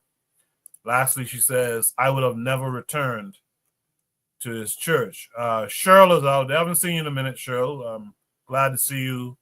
I'm hoping that you're okay. Koku, can you please? The question is, did he get that money? That's the question I have. Did he get that money? I'll try to look it up and see if he did. Lastly, Brother Bakari says, Holyfield said Benny Hinn healed a hole in his heart with a powerful prayer, a literal hole in his heart. Boy, so this is why you hear me speak against the church and all that stuff. Because this is the nonsense that you constantly see. And I just can't get past it, man. Let me welcome in our boy Kofi, the Black Critic. Kofi, how are you this week? I'm doing good. Thanks for coming through. Yeah, anytime. Yeah, this is nothing surprising. And you have people like Kenneth Copeland he's worth $760 million. He did something similar to what he did. Kenneth Copeland has private jets already. And he said he told his congregation flat out, I need another private jet. And he caught flack for that. And they were like, oh, and I think he was talking to some other minister. He was like, yeah, because sometimes when you fly commercial, I don't want to be inside the cockpit. It'd be a cockpit full of demons, he said. So I need me a private jet. I mean, Creflo Dollar did something like the same thing. And their whole thing is, so his excuse is, well, so, I could be there fast, with a jet, so I could go around the world and preaching on Jesus's gospel and things of that nature. And it's crazy, but you have to be a religious person to understand. So to be a religious person in this manner, you really are operating under fear. Because I used to be a Christian and stuff like that. Everything is operated under fear. The person who is ordained to be God on earth is the pastor, because he has dedicated his life, right, to bring the word of God to people. So when the pastor says something, the congregation adheres to what the pastor is saying. I never heard anyone say, hey, pastor, you read a scripture over here, but it says in Matthew 23, something chapter, that's like, oh, he's saying the pastor's wrong. So the pastor is, he can't do no wrong type of person. So what we have to understand is the mentality of a Christian, anybody of the Abrahamic religion. When I say Abrahamic religion, that means the Hebrew faith, that means Christianity, and that also means Islam, right? They have to say, if you don't do these things, you're going to go to hell. So when I was going to church, right, paying tithes was a big thing. Throughout Christianity and Catholicism, tithes is a huge thing. So I remember when I was going to a church, it's called RLCC in upstate New York in Nanuet. They still exist. They used to have a song. They had a scripture. So they go into scripture. It says, give and that shall be given unto you, right? So if you're doing tithes and you want God to give something back to you, and 10 times fold, you have to give. So they don't necessarily have to force you, because you know what? They'll just say, oh, you know what? That's between you and God. So you don't have enough money and to give when God has done all these things for you. Doesn't matter if you need money to get to work, right? But that's fine. You keep your money so you can go to work. Yeah, let's see if God's going to bless you for that. And that was the mentality. So you have to understand, even during the Catholic Church, there's this thing called paid tithes and penance. Penance is pretty much something that, let's say, they used to do in the 1700s. They would have, because you have popes or pimps. Popes are pimps, pimps are popes, right? And you had a bad pope, and they pretty much, the coffers in the church is pretty much empty. So they made up, you know what? We're gonna do penance, right?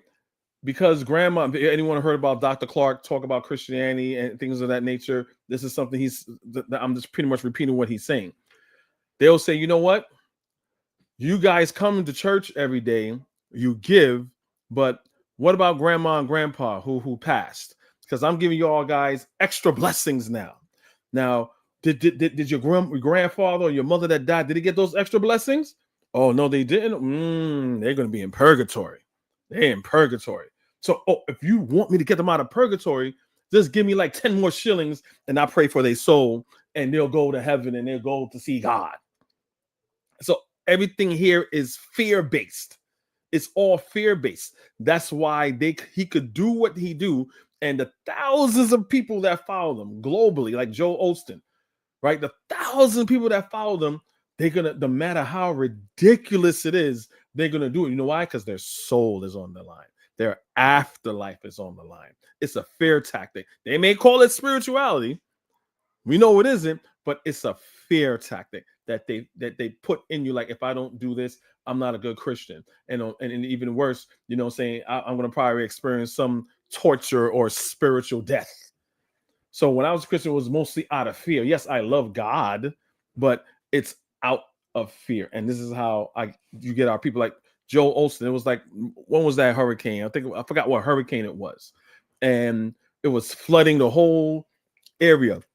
And they were asking, open up the church, open the church. Joel Osteen would not open up the church. They have to force him to open up the church. Did you think he would lose followers? No. He didn't lose followers. Why? Because it's not about morality. When a Christian says, I'm a God-fearing person, what the fuck does that mean?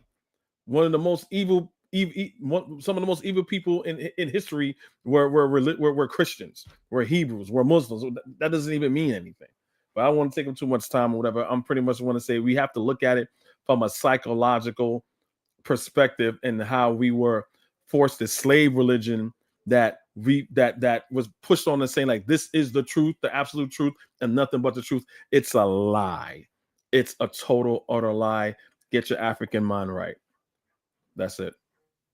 Well done, Kofi. Well friggin' done. I wish I had the clap track here, but well done, man. Because I think that was Katrina, actually, when he didn't open up the church and people got on him about that stuff. Joel Osteen, that is. But well done. Well done. Yeah, that's the thing. It's scare tactics. And we are so afraid. Forecast, so I'm going to go to next. Forecast is to talk about being spooked out. We are spooked out people. We don't even take time to try to figure out if this stuff makes sense. For some reason, there's a pocket dimension that's a lake of fire. Like what the fuck are we talking? Like, what are you talking about? But it's fear tactics, man. With that said, let me hear from the forecast on this. Forecast, what's it? Well, first of all, like when he would be like lock the doors out, somebody their whole church should have been like, oh hell no, like, you know, and got up and walked out of there, you know.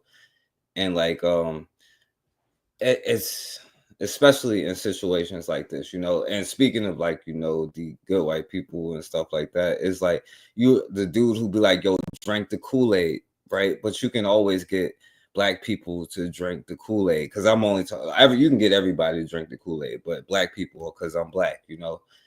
And I would say this though, right?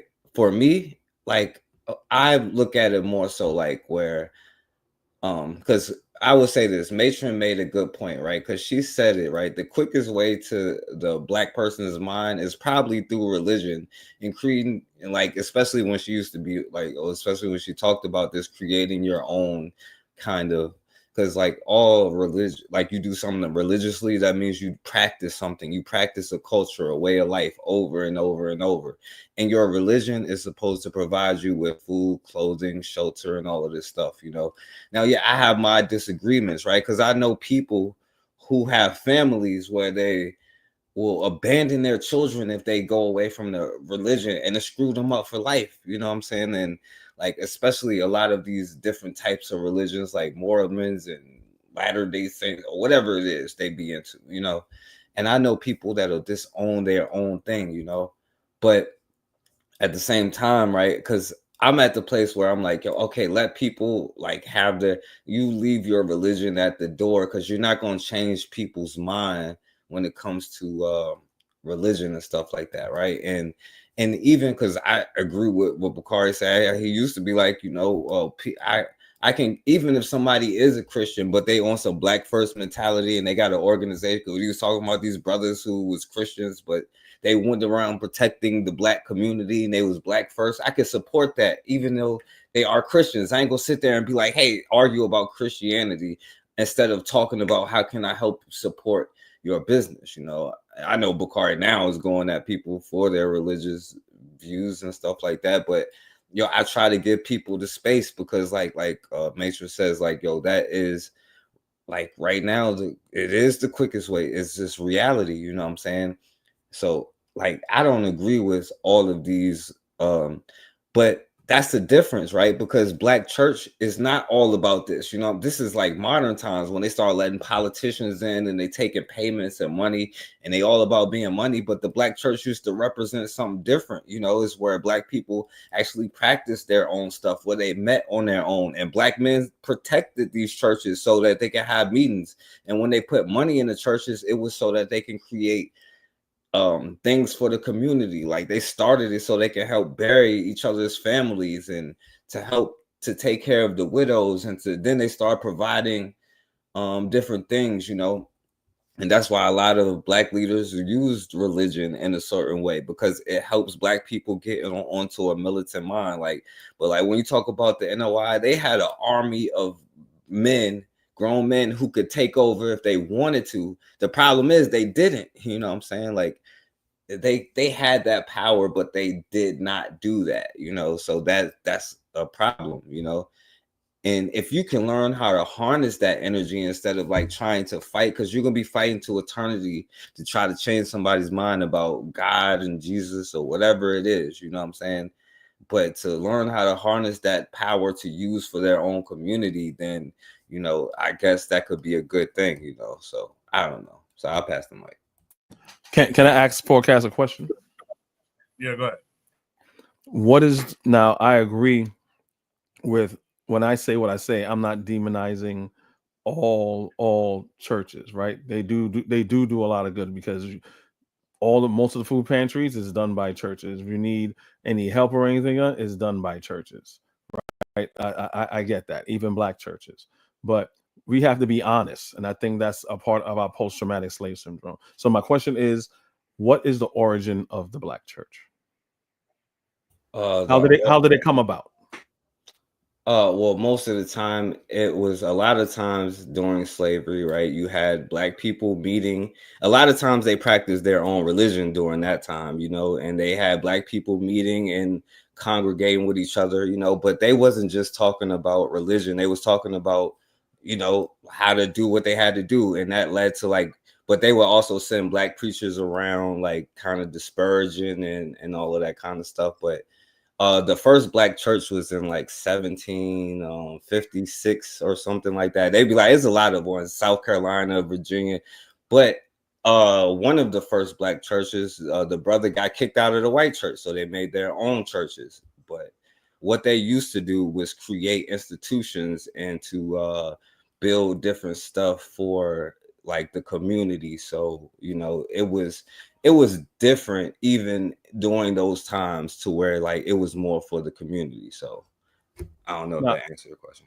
No, I agree. I just would add to that, the black church only came about as a mechanism to control black people and make them docile, right? Because they didn't like their religion. We spoke about John Brown before, and the reasons why I don't like John Brown, because what he did in order to free black people and convince slaveholders that, hey, look, they're Christian. You're not supposed to enslave your own Christian. So the thing about that, John Brown, he didn't respect black people's religion, but the reason that religion was implemented is to control black people, because they're whipping our ass 7 days a week from sun up to sundown.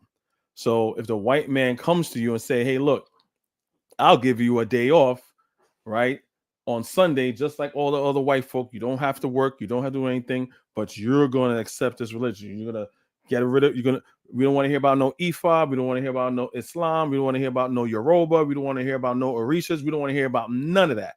So what those Africans had to do, they had to pretend to accept these things so the white man can leave them at peace, so they could do all the things that you're saying, to plan, commune together, and do things like that. And they had to lie to their children. They had to tell their children two lies. Sometimes their parents even just told them the lie and didn't tell them the truth. Why? To protect their children. So we have to be honest as black people to really understand how Christianity was spread through black people here in the Americas. No God came down from no clouds. No black God with bronze skin and white woolly hair came down to help us or anything like that. This was a tactic that we accepted. But the problem I have with that is that survival tactic turned into something real, not because we had an epiphany or anything like that. It's to protect protect our children. But as spiritual people, you can find spirituality in the Bible. Not saying that it's not, but once you all put it into proper context, it is anti-black, it's anti-African, and it's anti-woman. And if it's so, and the thing about I don't understand about Christianity and any Abrahamic religion, out of any people on this planet that's against slavery should be Africans and people of African descent. If you ask a Christian, show me a commandment, the 11th commandment, or any Levitical laws where it talks about against slavery.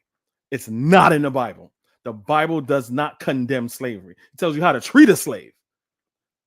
It doesn't tell you anything about slavery. But black people don't want to deal with that, because when you don't need to think when you have a religion. You don't need to think. And I've even been like back in the days, we on Facebook. I've been agnostic for way over a decade. And you go in these spaces, white people don't even freaking understand why black people are Christians, and we look like goddamn fools to the world. You understand there's a spiritual aspect, but when comes to your history, it just doesn't make any sense.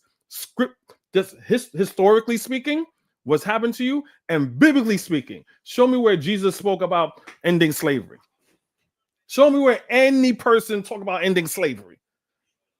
You can't go to the Bible. You can't go to Torah. You damn sure can't freaking go to the Quran, because it talks about Bilal, and Bilal being the first convert that was a slave. Like, come on, black people, we gotta get our minds together. But like Dr. Clark said, I end it right here. Anything that you can use to your benefit, throw in the ash can of history, and I'll end it there.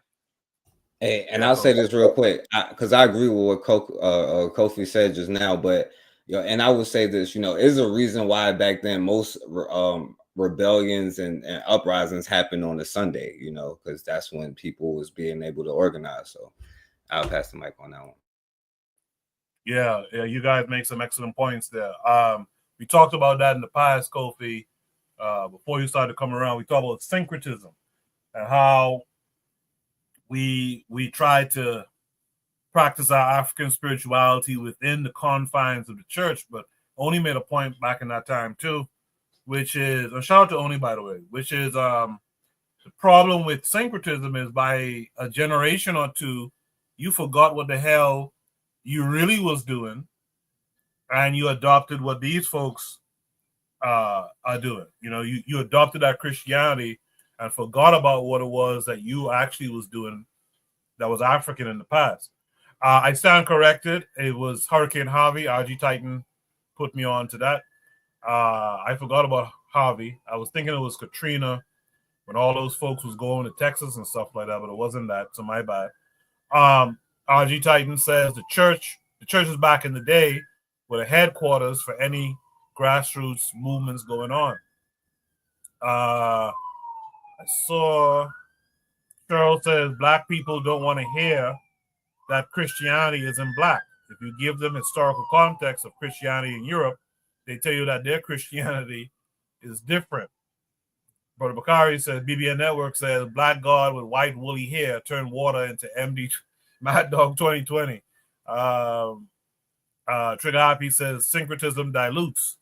You could maybe use syncretism as a transition, but many want to stay in the transition and not the end point. Absolutely, Trigger. Good point.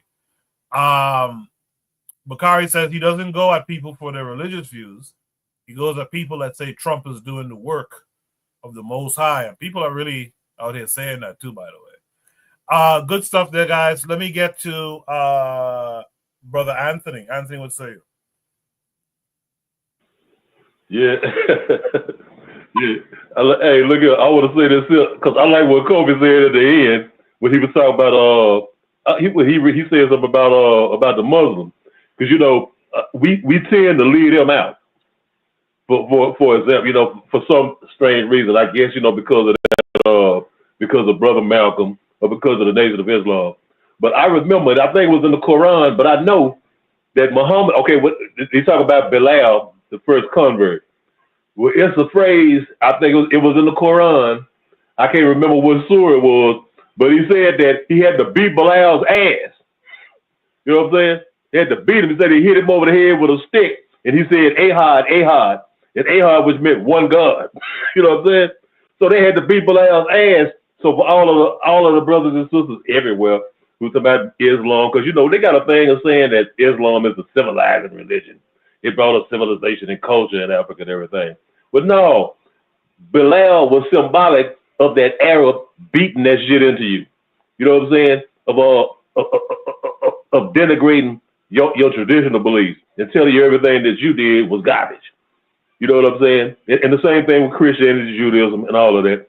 But I'm saying, I just want to know that got beat into you. No, I mean, you had that. They got a whip on your back, and then after he did that and made you get your mind right, he gave you the whip to go whoop somebody else back. You know, to get your other brothers and sisters in line. You know, and I ain't gonna go on too long about it. I'll leave it right there because everybody pretty much said everything. Now, good stuff, though, Anthony. Good stuff. J-Rock. I believe I've seen J-Rock here before, but it's been a while. J-Rock says the Bible also serves to strip us from some of our accomplishments, such as building the pyramids, and insults some of our greatest leaders like Ramses the Great. Cheryl says the problem with black Christians looking down on people who choose not to be Christian. The evangelicals are the worst. Yeah, I had to nod my head when Forecast mentioned it. Like, some family members would disown you for stepping away from that Christianity stuff. That's how powerful this white man's juju is on us. Trigger says that's why you have to reverse it. Abrahamic practices were influenced by African theological systems, and they use it for their own political and cultural projects. Lastly says we have to unify our practices for our political and cultural practices. With that said, last but not least, Jack Adair, you heard everything everyone else had to say. What say you to all of it? Did you say anything? Man, it was it was quite. I had caught on to this earlier in the week. Man, a few YouTubers were making reaction videos to this, and I had my own personal experience, not with the pastor Marvin Sapp, but so here in Omaha. Oh man, it's a story that like I tend to forget until it gets brought up. But I had dated an African American woman, and she went to this black church and Black Baptist. So I try to be Garvey like in everything that I do, and she was vehemently on my neck about going to church with her. So, all right, cool. We're gonna go to a black church. All right, bet. So went to the black church. I'm seeing black depictions of everybody. Daniel, of course, Yeshua, and everybody. All right, so we get to the sermon. One, the pastor is wearing one of the nicest suits. So I dress pretty well, for those that don't know.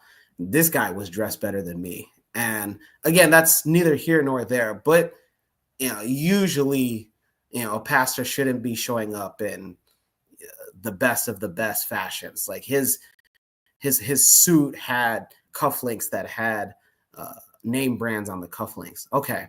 So during his sermon, he says this, I'm going to tell a story, guys. So recently I went to a private island that most of you will not be able to ever go to. Whoa. So I'm like, wait a minute. What? Wait, what? And again, it was my first time going to that church. So I'm like, wait a minute. Did this church fund that trip? Like, just like anybody else. That's what I'm thinking. And I'm looking around to see if anybody's reacting. And everybody was almost like, us young folks, Gen Z and millennials, we have a saying of like, oh, that person is just an NPC. We walk into a place, and what that means is like a non-playable character. So like when you play any of these video games like GTA, like a non-playable character is just like a background character that is pretty much just programmed in the game to just do what they're programmed. And so that's what I felt. I felt like I was in a video game because nobody seemed to even have a bodily reaction. Like nobody turned their head. Nobody started whispering in the pews. So I'm like, wait a minute. Like, did I hear that?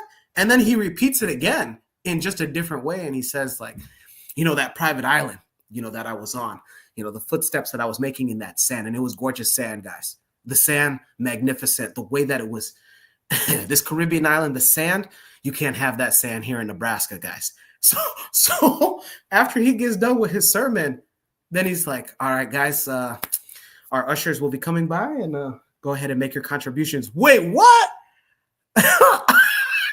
So long story short, our relationship ends like months afterwards, but I catch up with her and she's like, oh, well, rewind a little bit. Right after that service, we went back to her house and I'm like, hey, how much money have you been contributing to this church?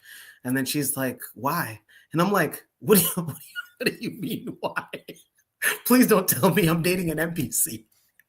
And she's like, oh, because he said he went to a private island. And I said, sure. But he also mentioned like none of us will ever be able to afford to go there. Like he dissed us in his sermon. I like, what did you not get about that? And then she's like, I don't think that's a big deal. I think he just said that for shock value, just to, it's early in the morning. Maybe most people are not awake. And I'm like, oh, so he's a radio DJ now. Because that's what radio disc jockeys do. Like, come on. Is he Charlemagne from the Breakfast Club? Just saying stuff to just... So anyways, she was just like, well, I don't see anything wrong with it. And I'm like, oh, okay, all right. We break up months later. We catch up in like a grocery store. And then she's like, hey, guess what? I'm like, what? And then she's like, yeah, allegations about that pastor were brought up. And basically there's been calling for his step down. And I go, no kidding. Are you sure? And then she's like, yeah. And I go, okay, so what's the congregation thinking? And then she's like, you'd be surprised, but like there's a large part of the congregation that's like, no, like we still want him to preside over us. So I bring that story because I don't know what it is. I think we look at it and say like, hey, is this religion?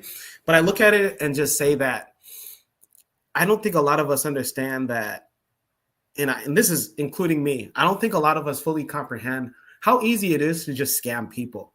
You understand? Especially when like you speak with conviction. It's so easy. It's so easy. Matter of fact, I'm going to tell a personal story about getting scammed in this day and age. So I've been on my workout journey here recently. I'm trying to get to 8% body fat. I started back in October at 27% body fat. 27. I was a heavy guy, the heaviest that I've ever been in my life. Now I think I'm at 18% body fat. But nonetheless, I'm not going to promote them, but if you're on YouTube and your algorithm hits on fitness content, there's a certain white guy that promotes like you can pretty much have the same diet and be able to shred fat. So, hey, click my link. Cool. And I clicked the link and I'm thinking that because all I wanted was just videos that he wasn't posting on YouTube that he said that could increase your strength as well as get you faster results. Okay. Well, I signed up, and then what happened? Like a dumbass, I signed myself up to receive 2 supplements that were at $60 a piece. What I'm trying to say is that I don't think enough of us realize like when there's really good salesmen out there, really, really good. And some of them just happen to be in the religious world. This is not an advocation or a sympathetic statement towards Christianity or any of the Abrahamic religions. No, I stand by that. But I am saying that when we come across really, really good salesmen, just a lot of us just seem to be drawn in because, again, they're good salesmen. And so what Pastor Marvin Sapp was doing was he was being a salesman, but he was being a very terrible salesman. I'm a salesman myself. I do home inspections and then I sell the work for my technicians to come in and improve your house. But, just for him to even start the sales pitch with, hey, ushers, go ahead and close the door. With the amount of church shootings that I've seen in my adult life, I would have thought that something violent was going to happen. The last thing that in my head was going to be brought upon was asking of money, or he's not asking, he's demanding money. And yeah, just like I think Buana asked, like, did he end up getting the 40K? Because I don't know, like this whole this whole scamming thing, it goes back. Oh, one last thing. Scamming is it might sound like I'm harping on Christianity, but Jim Jones of the Georgetown massacre, he's quoted, and it's also documented that he was heavily influenced by Father Divine. I think Father Divine was out of Philadelphia, but Father Divine was a popular Black pastor. And Jim Jones said that he was inspired with how Father Divine was able to captivate Black audiences across the nation. I say that to say Jim Jones's congregation that had him as the center of that religion was largely made up by a Black population. In fact, some would say that the whole drinking of the Kool-Aid thing was, of course, predetermined because he was aware that Black people at that time were in love with Kool-Aid. So again, I say that like a lot of us are just unaware on how good salesmen are. And I mean, if you just look on YouTube, there's so many videos breaking down on how, what's a hot topic now is mid-level marketing and how scammy mid-level marketing people could be. You think you're on Facebook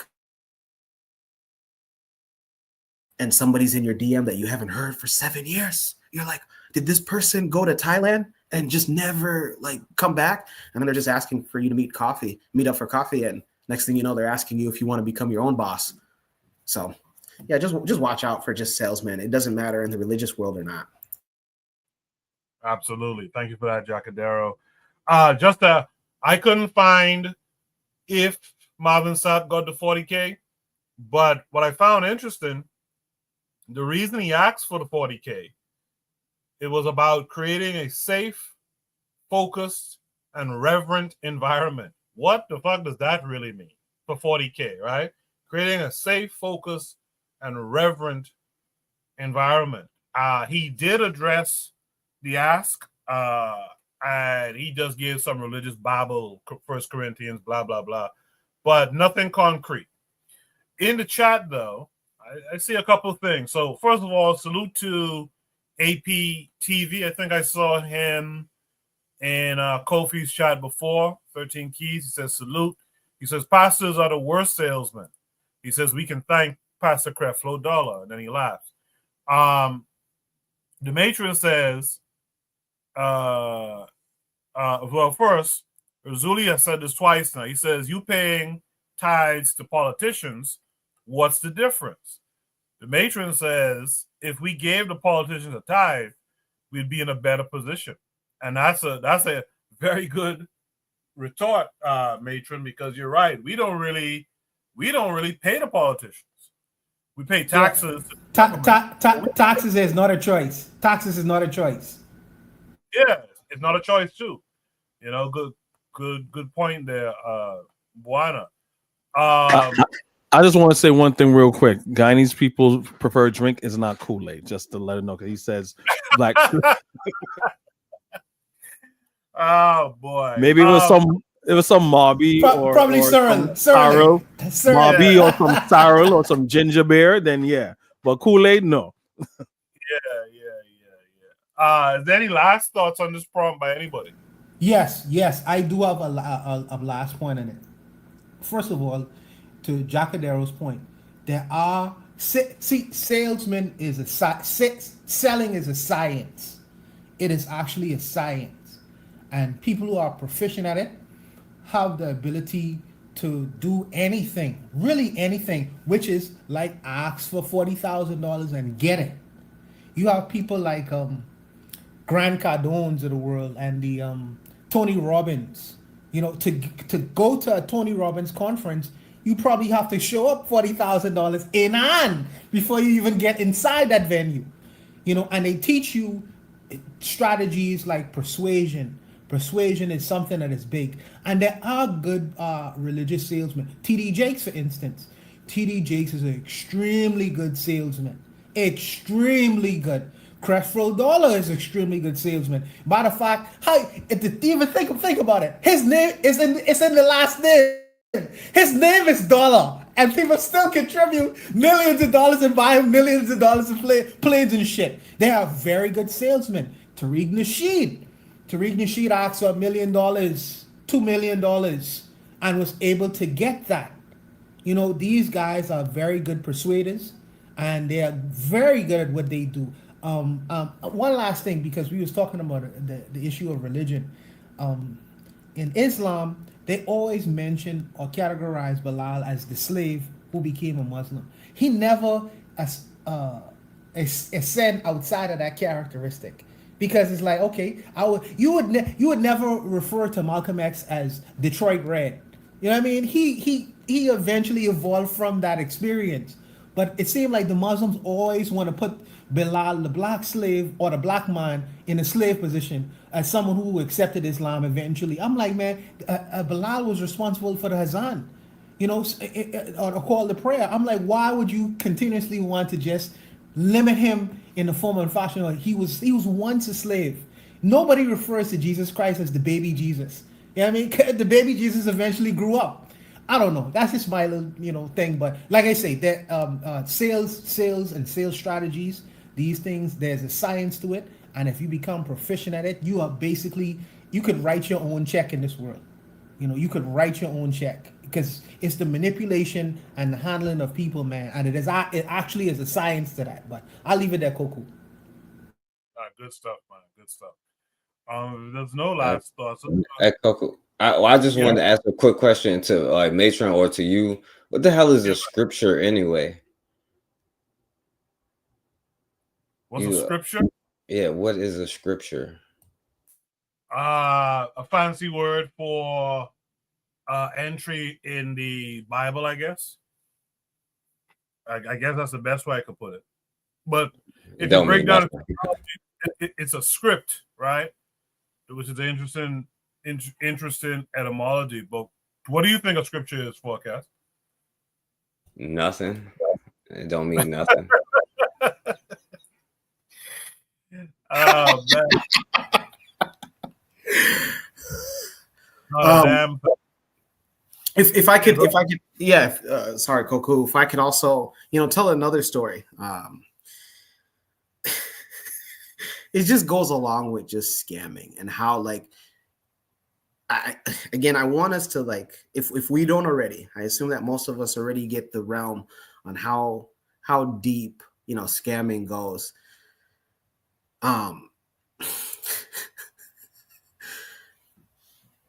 Okay, so in the East African community, I know because we're Pan-Africanists here. So even in the African community, they're scamming. I know Buana's gonna be like, well, I know Nigerians are the top scammers, but in the East African community, we have what we call a chama. And basically it's you get a group of people, let's say 5, and you contribute a certain amount every week of your paycheck. And so what's supposed to happen is after every week, a different person gets that collective. So in this case, 5. So you get $500. And then it keeps rotating to the next person gets $500. Okay. So the during the pandemic, there was a WhatsApp group. For those that don't have WhatsApp, please refrain from downloading it. Unless you really need it, do not download it. If you have family in the Caribbean or Africa, trust and believe the only time that they're going to reach out to you is when they want something. It's never going to be to ask how you doing. So during the pandemic, there was a WhatsApp group that was created unbeknownst to me. My relative hit me up and said, hey, the stimulus checks have been sent out. Imagine she's telling me about something that I already know. Yeah. All right. What's going on, Auntie? She's like, hey, the stimulus checks have been sent out. I was like, yeah. And then she's like, so, what's your plans? And I was like, well, you're not my accountant, but I'll tell you anyways. I was like, I already used that to pay 2 months of rent in advance. And she's like, what? Why? I was like, well, one, now I can use those 2 months of rent to, like, do other things with that money. And then she's like, oh. And I was like, well, why are you asking? And then she's like, well, hey, there's this, some call it a chama, some call it a susu. She was like, hey, there's this chama. Basically, it's about $1,200 to get in. And I was like, $1,200. I was like, damn, that's kind of excessive. And I was like, hey, where in town does the leader of this chama? Because usually there's a leader that says, like, hey, just in case anything goes haywire, I make up for it. I have the bank to back it up in case somebody doesn't get their however much money. And she's like, yeah, the head of it lives in Dallas. Remember, I live in Omaha, Nebraska. Like, there's no accountability. So, like, somebody has to take a flight to find somebody that's in Dallas. And again, that person can just say that they live in Dallas. This person might be AI. Like, what are we talking about? So she conned, I think, one of my other cousins and her husband, the husband of my cousin, was vehemently telling her, like, hey, you shouldn't go into this. I know how this thing goes. I can already see the future. This is not going to end well for you. 6 months passed by. We're at Thanksgiving, and I asked my cousin, I'm like, hey, yo, like, how's that chama doing? And my cousin-in-law, I guess, yeah, I could say my brother-in-law. My brother-in-law just starts busting out laughing. And he's like, hey, Jacadero. He's like, don't ask. So I got to find out later that the lady, after about a few weeks, she disappeared with the money. Again, just disappeared. Oh, man. Yeah. Yeah. Cheryl asked a question in the chat. This is something we could talk about in a future prompt. By the way, I encourage all of you who are listening to my voice and the great panelists that we have, those of you in the chat, to join the Discord.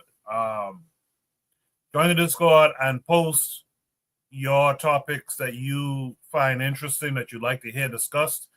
The reason being, the more people to post, the more varied the topics would be. And that's something that I think this show thrives off of, when we have this nice variety of topics within the Pan-African mindset, of course. that we could discuss. So join the Discord. The link is in the description.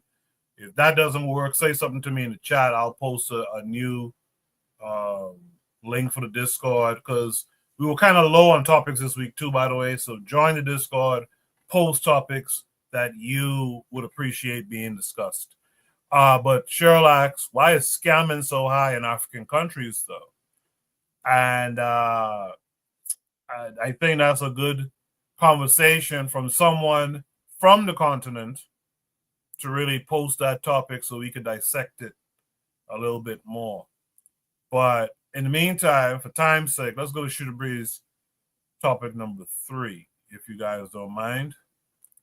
Shooter Breeze topic number 3, a little lengthy, but we'll get through it. It says, Black people are the canary in the coal mine.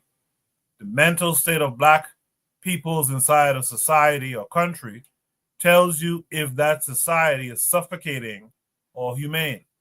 Not excluding back home, I mean everywhere is what he's saying. So this came with a link that takes us back to X or Twitter. And it's a post from Tony. It says, wow, this church has made it a priority to pray for Elon Musk. Love this. That's what this person says. So we'll watch the 3.5-minute video and then we'll discuss. Father, in the name of Jesus, I'm praying that there be an anointing over this video. And I'm calling all pastors, evangelists, leaders, family members. I'm calling everybody that can pray to pray for Elon Musk. We bind up demonic strongholds that's trying to entrap him in the name of Jesus. I bind up the spirit of destruction in Jesus' name. We are praying today that it will not happen. Everything that is planned against Elon Musk be dismantled in Jesus' name. Lord, the evil minds across this nation. Elon, we're standing together with you. We're standing in the gap. We're praying for you in the name of Jesus. We cancel every attack from the enemy. Come on, everybody, if you're home, reach your hand and pray with us today. We come against the assignment of the enemy. Lord, save me, Lord. Lord, encourage him, oh God. Give him the strength he needs. And also our President Donald J. Trump. Lord, we need you this morning. You've been in this house, oh God. You've been with us doing praise and worship. You've been with us in prayer this morning. Lord, work, oh God. Oh God, in the name of Jesus. We call in the warriors across this nation. That there'll be a miracle in the name of Jesus. And I bind up every assassin bullet in the name of Jesus. In the name of Jesus. Lord, save the ones in the name of Jesus that's trying to do him harm.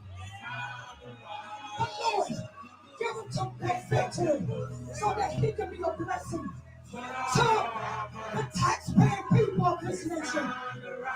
In the name of Jesus. Hallelujah. Thank the Lord. Come on, hallelujah. It's time to rise. It's time to rise. Come on, it's time to pray for Elon Musk. Lace up your boots.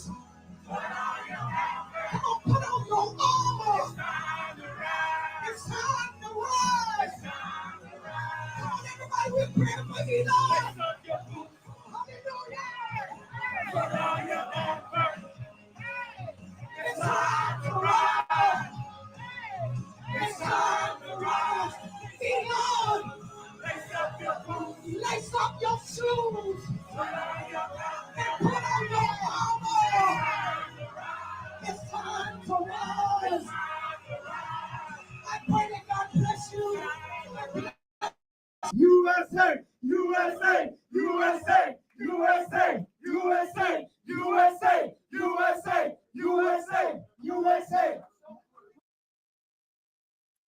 My goodness, it's no wonder our African ancestors don't really mess with us like that, man. My goodness, this is embarrassing. Someone here, a white guy, says, "Where do we send donations?" Someone says, "Let them pray all they want to God that can give such power. Mine mustn't." Whatever, dude. Like, this is over the top. As Kofi said in the chat, this is coon-tastic. Let me start with Kofi on this one. Kofi, what are your overall thoughts in addition to being coon-tastic? What do you think?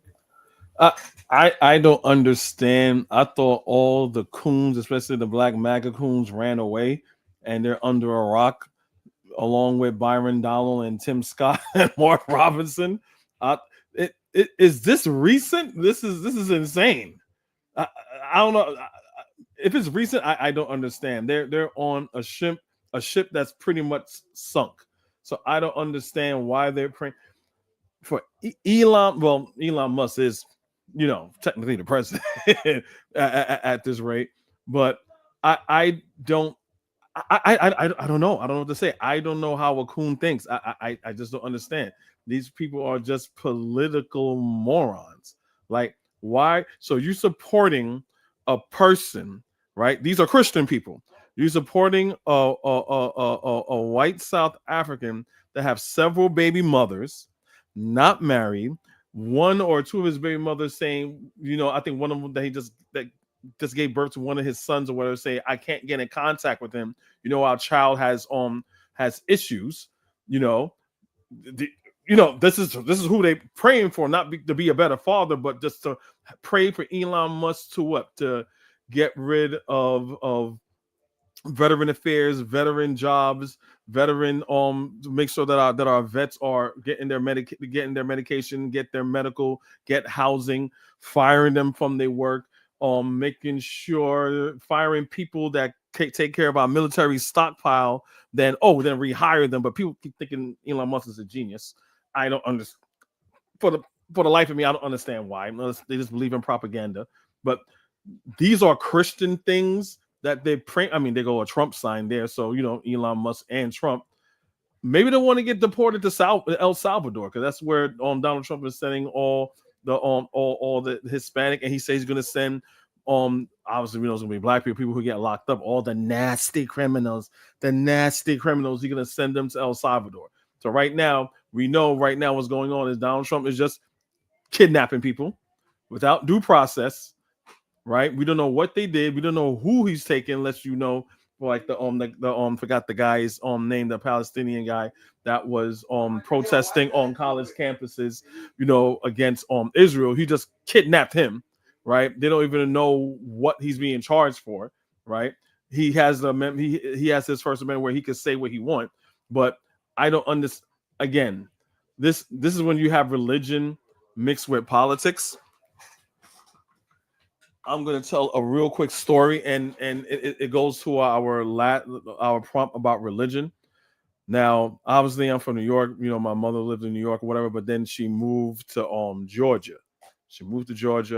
Mother's a very religious woman. She's like, you know what? Let me go to the church. Right? She went to the black church.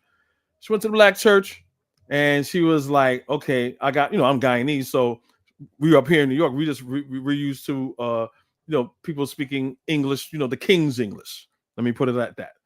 We used to people speaking the King's English. She went to that church. She's like, I can't understand these people. I'm like, okay, but Ma, you down there, you're gonna, you gotta get used to the people from Georgia. You trying to be a Georgian, you gotta get used to it. So she went to another church. It was like a mixed church with white people and some black people. Right? There was around the time when Obama was president. So, minister doing his regular sermon and stuff like that, and then he'll get political, and Obama's not good, Obama's this, and Obama's that, and da. She's like, oh my gosh, she started feeling uncomfortable, and I was like, of course. She's like, it is about church. Why are you talking about politics? Church, man, church is a way for people to congregate. That's what a congregation is. They're there to congregate to what they believe is the issue and the problems of the day, as like-minded, quote unquote, like-minded Christian folks. And them as white people, they think this black guy, just by him being black, they don't have to say, they didn't say anything about him being black, but he is a problem. Right? So of course you're gonna feel uncomfortable. So this is how mixed this church is. The pastor was like, you know what? I'm gonna be gone for a couple of weeks. I'm gonna have a surrogate pastor here. So everybody's like, okay, fine. My mother went to church the next week, and it was a black guy that was, in the congregation. It's like, okay, he wasn't as good as the white one or whatever, but he's good. I'll come next week. Mother said next week it was empty. And it was a nice sized church. They hardly had anybody there. So when you fuse politics and you fuse religion, you already have a self-loathing religion, and you think you have to follow it or whatever.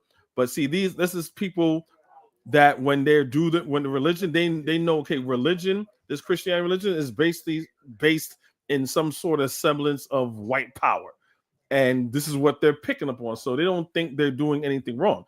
The only people that's supporting down Trump right now is probably like the far gone, deep seated televangelist prosperity teachers. That's like, like I forgot her name, like Trump's spiritual advisor. I forgot her name. She said that what she said. She said God gave us Trump, or Trump is the second. She said if you don't listen to Trump, it's like disobeying God. Because God has given us Trump to help us out. So disobeying Paula White, the female Paula White, white supremacy. Yeah. So these, minus the fact that they're black, they have the same ideology. Again, I understand Christianity does good and things like that, but if we're just looking at the spiritual aspects of it, right? You don't need Christianity, because the spiritual aspect that you take from Christianity, number one, Christianity is not even for black people. As we know, if you read the Bible, it's talking about God's chosen people, and the people in the Bible, it tells you whose nation is who. Talk to a Hebrew Israelite. A Hebrew Israelite, I think I mentioned this last week, a Hebrew Israelite is not an African. And if we're African people, we know that we're African people. They're not talking about you. You are the scourge. You are the Canaanite. You are the Hamite. You are not the Israelite. You are the worst thing ever. So even if you go according to your own doctrine, it's anti-you. So what they're doing is a part of the plan. It's nothing crazy. It's a part of the plan. These are just good Negroes. They're just good Negroes, and who knows what district they're in? Maybe they're in a Republican district and they're doing Republican things. So, I'll leave it there. Good stuff. Brother Bakari in the chat said Musk and Trump doing the work of the Most High. LOL. So you have to pray. You have to pray for them. Provide Triggers for Evolution says it's totally embarrassing. It's a sad state of affairs. Marcus Garvey Dwayne says white Jesus put Melania and Trump in power. What else they want? Matron says America is their God, and they're trying with all their might to save it. Buana in the chat says they allow got fired the following. They all got fired the following Monday due to the Department of Education cutback. So let's go to Buana. Buana, what say you to what you saw completely in this video? Brother Bakari, cool. Listen, bro. I don't talk about. I don't like to talk about religious. My people who religious minded. I understand where we are. I think that in our community, religion is misunderstood. So I am very easy. Even my own lady, she tell me, say, Buana, stop talking about my religion, my faith. You don't have to. So I leave it. Just today, this brother come knocking at my door, a Jehovah's Witness. And I was in Madrid. I said, bro, because I was about to go in the shower. I said, brother, don't you know that Jehovah's Witness used to say that black people can't enter into heaven? And they just changed that like in 1980 or something like. Don't you know they just changed that, bro? I mean, some of our brothers and sisters caught in the trap. And but for me, being an analytical person, there go I too. So I could have been riding one of these people in the crowd that jumping up and down too. You know, I am. It's unfortunate where our people are. The only thing I could do is to try to assist, like how the matron is be educating the brothers and reading books for them and trying to educate. The only thing I could do is do my best to assist.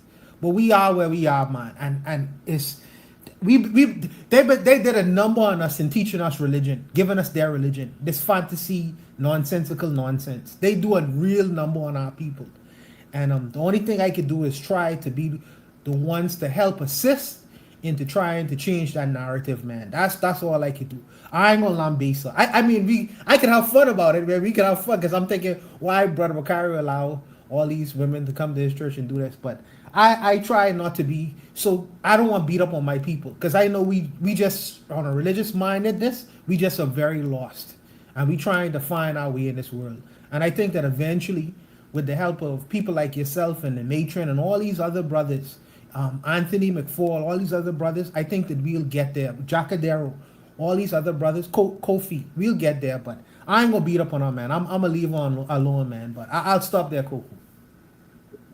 Why not trying to avoid a cut ass in that house? That's what's going on here.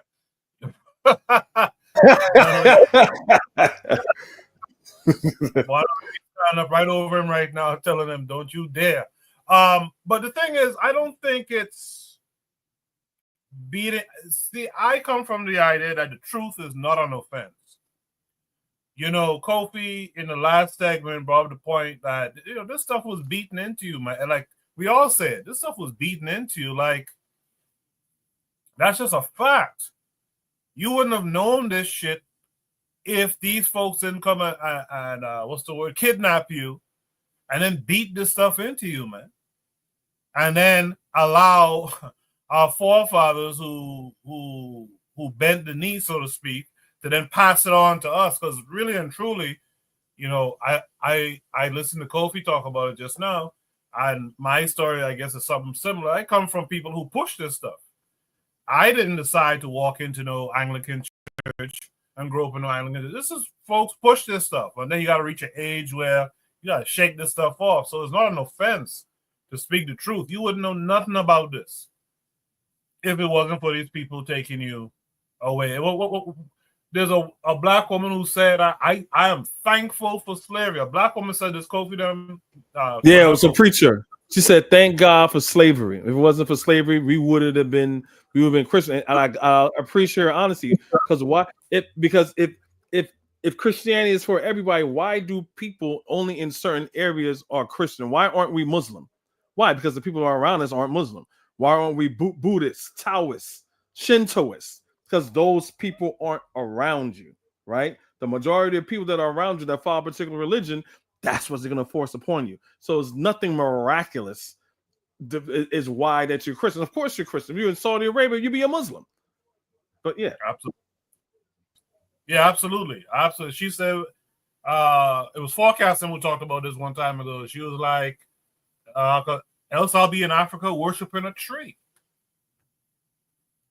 I don't know what. I'd rather that. At least a tree give me fruit. I was going. I don't know about y'all, but I really appreciate a tree. I am thankful for a tree. Give me a mango tree or something any day. I'm thankful for that. Or a dilly tree or something. I'm thankful for that. But I digress. Let me hear from Anthony next on this. Anthony, what's say? Yeah, it's hilarious, man. I get I mean, I was listening. Hey, you know what? I was listening to that Buana, and I kind of like, yeah, Buana got a point there, man. I don't want to beat up on him, but it's something in me that's just say, oh no, man, look, okay. Like y'all was just talking about the sisters. I remember that sister one who said if I was in Africa, I'd still pray to it. Thank God I was brought here. Thank God for slavery, whatever, because I'd be in Africa praying to a tree. But right now, look at this is what we did. This is what we do. We switched it up. Okay, we weren't praying to the tree, the spirit of the tree that we was praying to in Africa. Now we praying to the tree that Jesus got hung on. You know what I'm saying? Whether they want to call it the old rugged cross, or whatever. No, we praying to that tree now. The tree where you get your ass crucified on. You know what I'm saying? It's just, this old I think about what Dr. Wright used to say. You know, if we know that slavery was bad and lynching and Jim Crow and all of the stuff that happened to us since we've been here in America and our people outside of America, you know, because all African people went through the same shit. No religious indoctrination. You know, the stepping out of their belief systems, you know, and everything. But I'm saying, if we know all of this stuff that happened to us was bad, Dr. Wright said, why did they give us such good religion? You know what I'm saying? That good old, why was that religion so good? If for us that went for it and, you know, and gave up that part of us, that African part of us, and just went on for this bullshit, this religion that they gave us, I mean, it's like, it destroyed our mind. It destroyed our mind. You know, of course, you had some of us like Denmark Vesey, you know, and Gabriel Prosser, you know, and Nat Turner, you know, who they was in the church too. They was all ministers. Who they said, no, we ain't going for this bullshit. No, they didn't lose their mind. But for the most part, when we got a hold of this shit, we lost our mind. You know, it's the Christians. It's when we embrace Christianity. It's when we embrace Islam. I seen a picture. If I'm gonna find that picture, I'm gonna send it to Koku, because a lot of brothers and sisters will say they'll go to this thing right here. They'll talk about the church in Ethiopia ain't like that. No, it's a different church. You know, a lot of them like to say how the Ethiopian Bible, the oldest Bible, how Christianity started in Ethiopia and all that, and whatever. That's straight bullshit. I had this picture that I was looking at from some old, it was an old picture like in the 900s or something, this art, this Byzantine type art. You know what I'm saying? With this white saint and this Ethiopian king, Ethiopian king or queen, a royal family, standing next with this white saint. And this white saint was, I forgot who he was supposed to be, Peter or somebody, but he was blessing them. You know what I'm saying? So I'm saying that indoctrination started way back then too. You know what I'm saying? So when you hear him say, well, no, it ain't like, no, it was like that. That indoctrination started a long time ago. You know what I'm saying? In Ethiopia, in the Christian kingdoms in Sudan. You know what I'm saying? In other Christian states, you know, that they had, you know, there were some early Christian states. But that indoctrination started a long time ago. That attack on our mind and on our spirituality and who we are as a people, you know, to separate us from this. And when they do that, this is where you get this shit from right here. This thing about our ancestors. We always say we ain't none of our ancestors. Okay. That religion thing was so strong back then, say in the 19th century. Well, you know, when the Negro spirituals, the so-called Negro spirituals came about, where they were singing songs like Go Down Moses in Egypt land or whatever, you know what I'm saying? You know, this influence of the Bible. But goddamn it, where we was at was Egypt land. You know what I'm saying? That spiritual Egypt land. Hell, you was in slavery. But we had it, but we were looking at it like we seen a small part of it. We was like, well, we down here enslaved down here in the southern part of the country by these white slave masters, but overlooking the fact that it was the goddamn government that legalized slavery. You know what I'm saying? They legalized slavery. It was legal. You didn't have no rights, not because of just these old southern planners, but because of the whole American system. Hell, when they became independent, your ass was still a slave. And we could bring that forward to today right now. Because back then we believed in this American thing and this white Christian supremacy type thing, and we believe in it now. And those people, like you see those people right there, holding up that damn flag. You know what I'm saying? And you know me, I ain't gonna get into the politics, because to me it don't matter whether you're a Democrat or a Republican. You know what I'm saying? Because both of them got a history of racism. But I'm just saying, but this right here, it's indicative of that slave mentality and that old Christianity, that white Christianity that they taught us and embedded in our mind. And we ain't never got it out of our mind. You know what I'm saying? I mean, it's ridiculous. I really didn't want to talk about it because everybody done said good stuff about it. But yeah, man, it's just the ghost that won't disappear out of our mind, man. I'll leave it right there. Appreciate that, Anthony. So during the election run-up, there were black folks who were saying, in fact, Tariq Nasheed was wearing a T-shirt saying, vote for the couch. Cheryl reminded us of that in the chat. Cheryl is now on the panel. Cheryl, how are you this week? I'm doing well. How are you? I'm good. I'm good. I haven't seen you in a while. Thanks for coming through. No problem. Show, what are your thoughts on what you saw here? Make America great again from these black folks here. What are your thoughts? Well, it's kind of like similar to what I was saying in the chat, and just black people. How do I say this? These black people, and even the black people that voted for Biden, whatever your decision was, and whoever you voted for, these are the children of the civil rights movement. Like their whole goal and their whole purpose is to try to find some common ground between them and white people. Doesn't matter if who you voted for, Trump or Biden, their end goal is that, okay, well, we have some politics that align with the white people. So an example of that would be black Christians and white Christians both believe that, this LGBT thing should be done away with. Our children, they both believe our children should be protected in schools. They should be protected from all the trans and all the gay stuff that that the Biden administration was trying to push.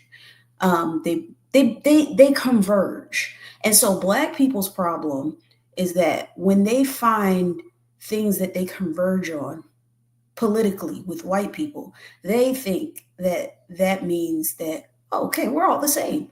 So it's kind of similar, like what I was saying in the chat about the humanism part. Doesn't matter what black people's minds are like. It doesn't matter what race we are, because we are human. And that comes directly from Christianity. Has nothing to do with them wanting to be deported. Deportation is the furthest thing from their minds. These people are not even thinking about that. Let's just get that straight. These are people who are like intrinsically tied to white people. They're the children of the civil rights era. Okay, all they want to do is get along with white people. Doesn't matter if they voted for Trump or Biden. It doesn't matter. They all have the same goal. That's the goal, and that's it. Can I respond to what you just said? Hello. Go ahead, Kofi, man. Go ahead, brother. Oh, okay. I'm sorry. Yeah, I do understand these are the people of the civil rights era and generation. So these are people of the civil rights generation, and they're Christian minded. I get it. So if that's the case, if they have a civil rights mentality, how do they feel about DEI? Everything that the Trump administration, along with Elon Musk, is taking away black people in jobs in government. He's getting rid of the Board of Ed. Most black people that have a lot of black people have government jobs, right? He took down the contribution of the Tuskegee Airmen. Jackie Robinson, I just heard 2-3 days ago, he wants to take down the exhibit of the Smithsonian. So Trump is anti-black. So they don't align with, if they're part of the civil rights generation, their ideology does not align with the civil rights generation. They're part of the civil rights generation. They're part of that generation that was cooling out for white people, but they're not in line with people like your Medgar Evers, your Martin Luther Kings, and people like that. So I kind of find it I see what you're saying, but at the same time, I don't think these people will have the same mindset as someone from the civil rights generation when they're just falling in line. And I understand the whole LGBTQ thing, because all religious people they're against that. My only pushback to that is that the Democrats was not pushing LGBTQ things. Every time people say that, always ask them like what policy they were pushing that was LGBTQ. And when people say that, they act like the biggest spokesperson politically that's gay in this country is Bruce Jenner, and he's a Republican and Donald Trump's friend. Go ahead, sister. So the thing about being Christian, is that sometimes you're not consistent. When you're Black and you're Christian, you're not really consistent and you're not really even knowledgeable. In fact, you may be ahistorical.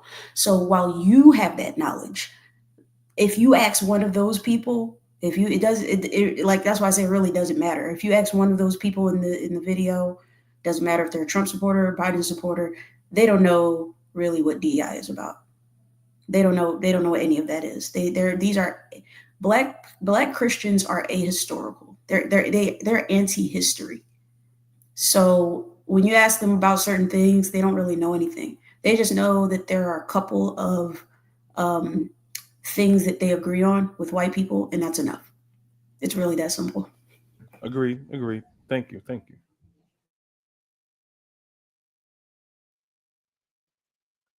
Can you guys hear me? Yeah, we can hear you. guys- We can hear you. I can hear you. I guess not. I can hear Oh, you. okay. Yeah, we can hear you. All right, Brother Bakari, you go next. My computer is doing something funny. So, Bakari, take it away. Okay, for us to think a Black Christian won't know about DEI, a lot of those people probably school teachers. But anyway, I'm not gonna go down that road. But what I wanted to, when we talking about Christianity and the way we worship, it's a story on Amazon called Amina, Queen Amina. And I read about Queen Amina. She was in nowadays called Nigeria, right? And what we did with Jesus, we replaced our African gods with Jesus. We always believed something supernatural was going to save us. And when you watch this story and you study it, you really had people praying to their African God, going out with nothing on, saying they can defeat a gun with their bare hands. God is going to shield them from the bullets. And they were praying to their African gods. We always believed in the supernatural. But since they took our gods, I knew it was going to happen as soon as I get on the phone, as soon as I start talking. But since they took our gods from us, what we have is Jesus. Do some of them go too far with the, if I wasn't, thank God I'm here, I'll be in Africa praising a tree? Yes. But as far as the supernatural and truly believing, that is something we always did. But now those people praising Trump, hey, you know, there's a lot of people say Trump is doing the work of the Most High. So, so you got to pray for him. But to put that on the full civil rights generation, me, someone who was raised by someone who did absolute work for Black people, I find that very disrespectful for Black people to constantly put what they go through today on the civil rights generation. Those people never told you to go spend your money with white folks. Those people never told you to leave your neighborhood and go live around white folks. Those people never told you, ooh, don't go to a Black college. That is something in the mindset today that Black people do on their own. And it's very disrespectful to constantly try to blame the people that came before us and gave their life. Like Kofi said, these people are not in a line with Medgar Evers, Fannie Lou Hamer. They would not be in a line with MLK and Malcolm X. They would not be. So, and to do that is very disrespectful.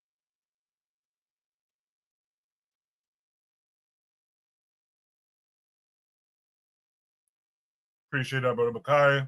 I don't think I got to the forecast on this one. Forecast, what say you? Yeah, so I'll say this. First of all, I need you to send me this video. You know how I do. I gotta play this drum. But listen, yeah, they're on some straight coon stuff. You know what I'm saying, like, or clone stuff. You know what I'm saying. And even with the pastor thing, because you have pastors like Pastor Daryl Scott and all of that, but then you see what happened. Like, well, he got, if I remember correct, he got into some kind of trouble when it came to this, And first of all, I agree with what the sister said. You know what I'm saying? The brother Kofi, he's like our resident Democrat, you know what I'm saying? So he's going to defend it all day, But, and I'll say this to what even Bakari said, like Bakari, the thing is, right, it's not to blame any generation, right? But there is a certain generation that's not even their fault, you know what I'm saying? But like where things change, where like you had the whole because when you're talking about the school teachers, most of them are white females, you know what I'm saying? And a lot of people, and we had a generation like my mom's generation and them, where they was the first generation to be taught like by white schools and not really have black teachers and a part of a certain kind of society or whatever. You know what I'm saying? It's not their fault or whatever. And I agree with the person who said like, yo, it could even be their parents for even putting them in that situation. But like, we can't ignore like history and like what has happened and how we got to this situation. You know what I'm saying? And when you say like people, I think like Adam, correct me if I'm wrong. I think you're talking about Cassandra when you're saying that, and like which I don't get because you knew her before any of us, and you knew because I don't even agree with calling them devils because to me that's like deifying them. You know what I'm saying?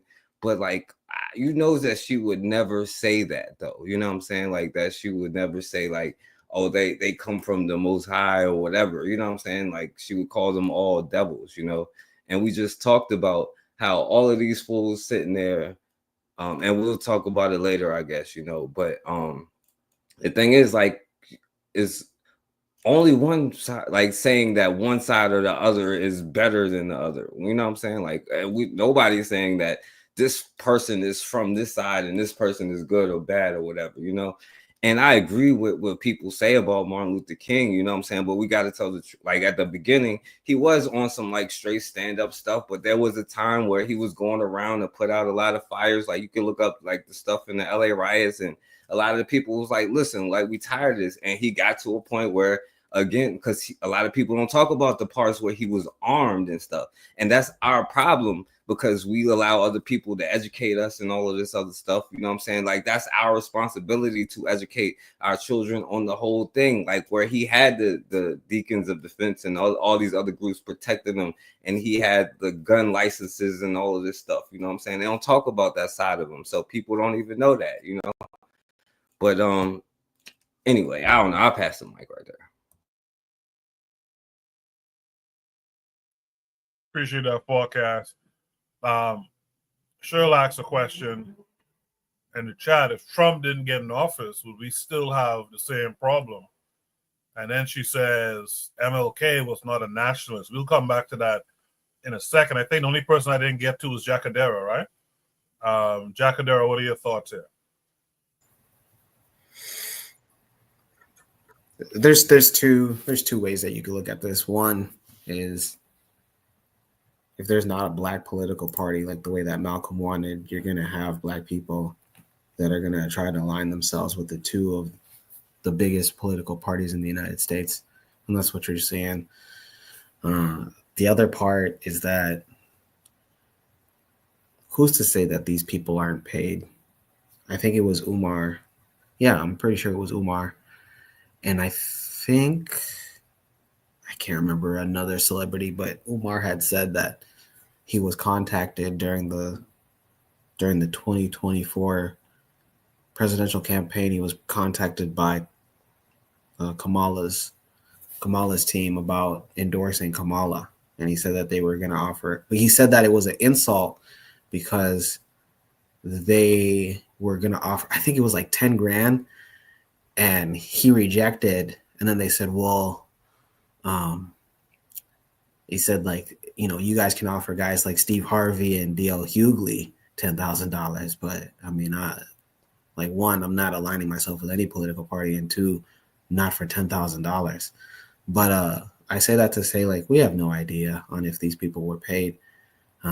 We're expressive as an African people, probably the most expressive race. So when we do things that just stand out. Like Usain Bolt, whenever he would win his races, he'd start dancing. Now, I laugh at that because it's like, it's awesome. But, we're like, you look at track and field, we're the only race that like celebrates the way that we do when we win races. And then you can put that into like other things as well. Like, I know that the George Floyd protests had a lot of criticisms because there was like a black guy that was crumping in front of police officers, riot police.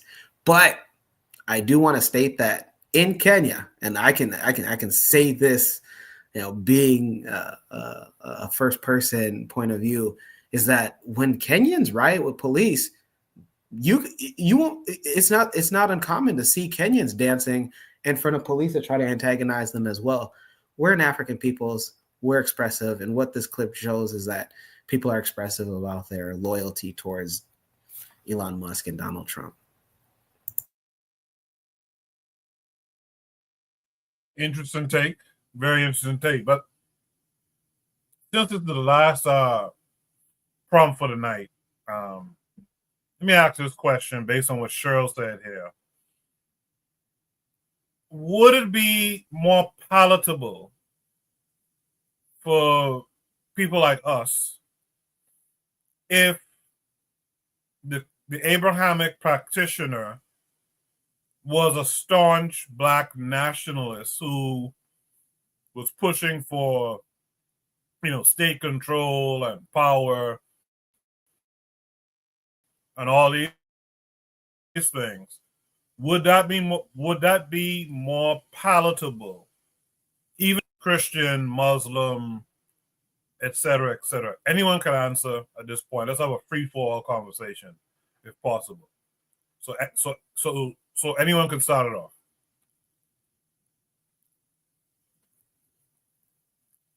Okay, you say, would it be more palatable if he was? Y'all can't hear me? Yeah. Y'all can't hear me? Go ahead, Bakari. Okay. We can hear you. No. Oh, go ahead, no, because what you say, would it be more palatable if he was a black nationalist? Well, why would we say he's not? That what he was fighting for? I just think, in my opinion, it's people that haven't done nothing and don't know nobody who have done, want to blame somebody else for them giving all their money away. That's on me. Want to blame somebody else for the things that they do to fit into whiteness. See, that's my take on it, right? When you blame, see, I'm gonna tell you something, right?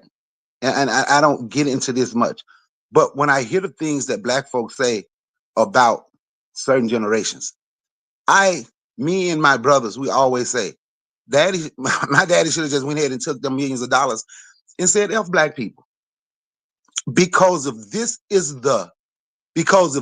what they're gonna get when they die from people who can't even appreciate what they did, trying to do for black people, the little liberties that black people have now came from that generation, and this is the type of disrespect that you get.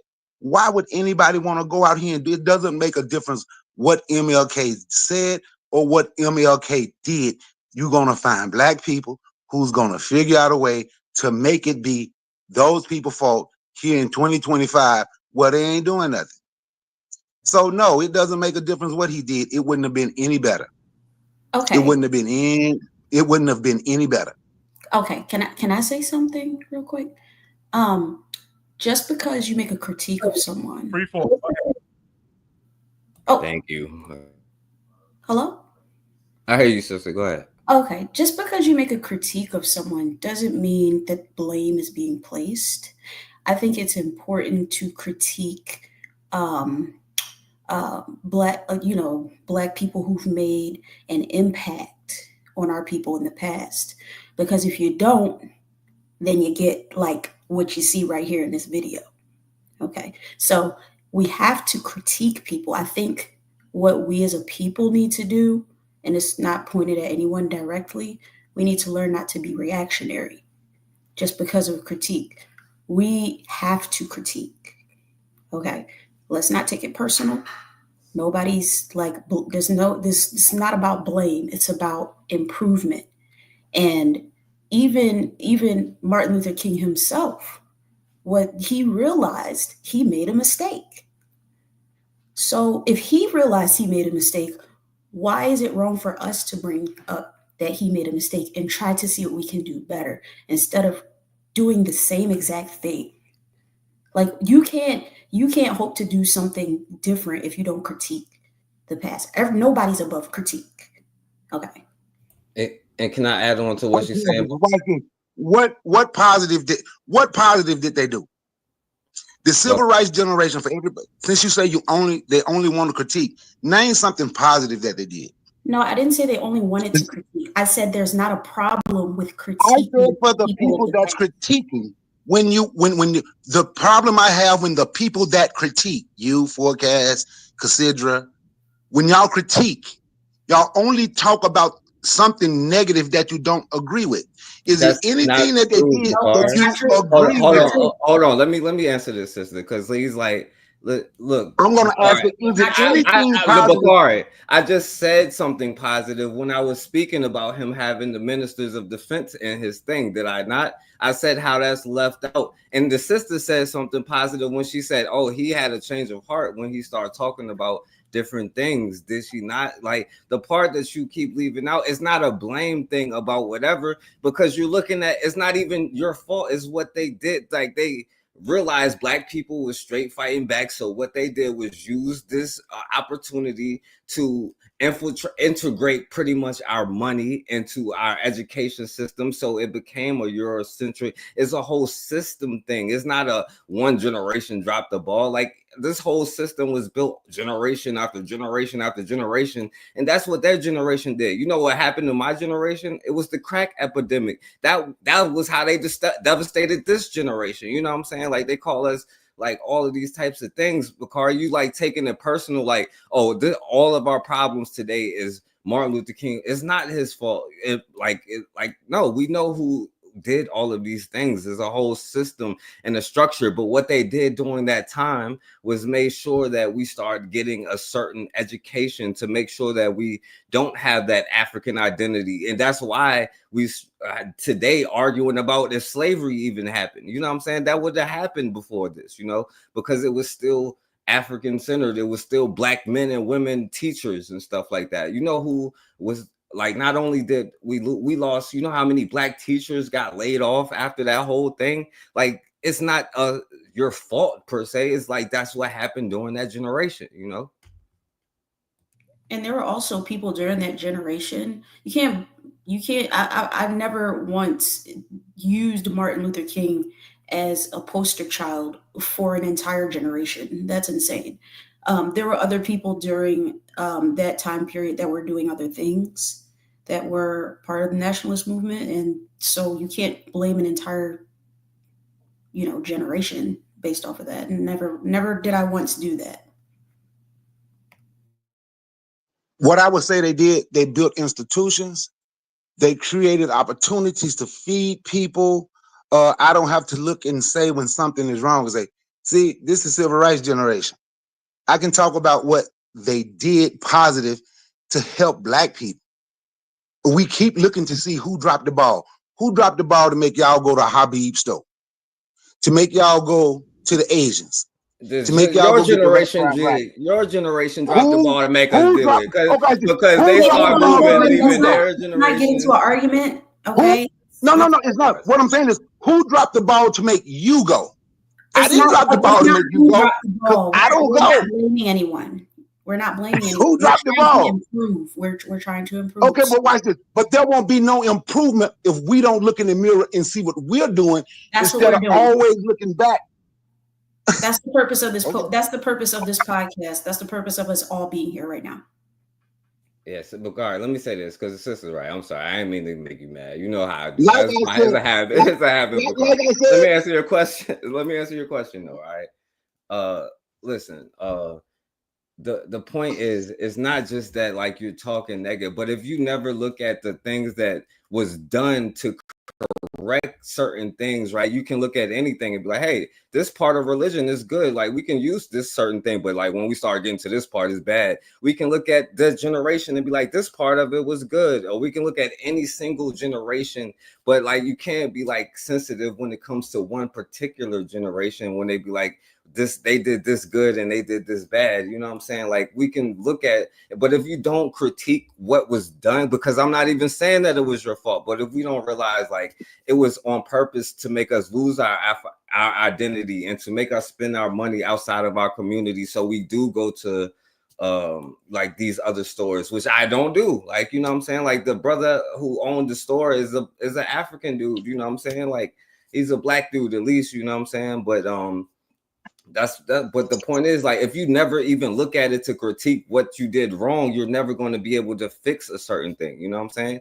And I agree with saying the positive things. And you know, you've been on there with me. Well, we highlight the positive things, but you always act like that never happened. Like you be forgetting like history and the past and stuff, and just say like something new every time. Like if those people hadn't have done nothing. I'm just saying. And like I said, for me, I do get tired of it. Because like I said, I actually know people who gave their life. Not just my pops. I actually know people and met people who literally gave their life for black folks. Then when you hear Donald Trump is doing the work of the Most High, but everything we going through right now is the civil rights generation fault. How in the hell is black people supposed to take that? So that doesn't make sense. And it would never be corrected. It would never be corrected. He's doing God, then use the devil, who done told you he want to kill you. He's doing the work of the Most High. But MLK and the civil rights generation, they dropped the ball, and they're the reason that we're in this position. It doesn't make sense to me. Oh, I think Okay, so what let's- Brother Bakari is trying to say is that the disconnect right here, I think, is the problem is that you can't blame MLK as far as like, oh, well, he wants to integrate people. So by him integrating people, that's why we left our businesses. That's where the personal responsibility for black people have is on us. MLK never said, you know what? They won't let you to their lunch counters, so you don't have to eat at the black diners. They don't want to let you into the convenience stores, so you gotta go to black convenience stores. Again, that is a white ice is cold mentality. It's something that white people has instilled in us. At the end of the day, we're going to their stores. We're going to this. So there was no law saying you shall no longer have a Negro on hardware store. That's not a thing. No one forced black people to spend money with white people. It's a white ice is colder mentality. And I think that's what Brother Bakari is trying to say. I see what you guys are saying, what integration did, but that's where it's on us to say, okay, we're able to do business now with all other people because you know that's just wrong. We should be able to make money wherever we want, but we're not supposed to leave our businesses, our farmers. Black people did that. Not white people, not integration. I think that's where the disconnect is. But the problem is though, like you leave out the whole point of like when they start segregating schools and having like redlining and having your stuff. Like it didn't just like You're moving the goalpost. No, listen to what integration and listen to what I'm saying. Okay, listen. Okay, you're right. That's what I'm saying. Okay, so let me get to the next step. Hey, y'all, come on. We don't. Let's get all this arguing, man. Let's discuss the thing, but all this arguing back and forth, man. Because black people, this is serious though. Yeah, I know.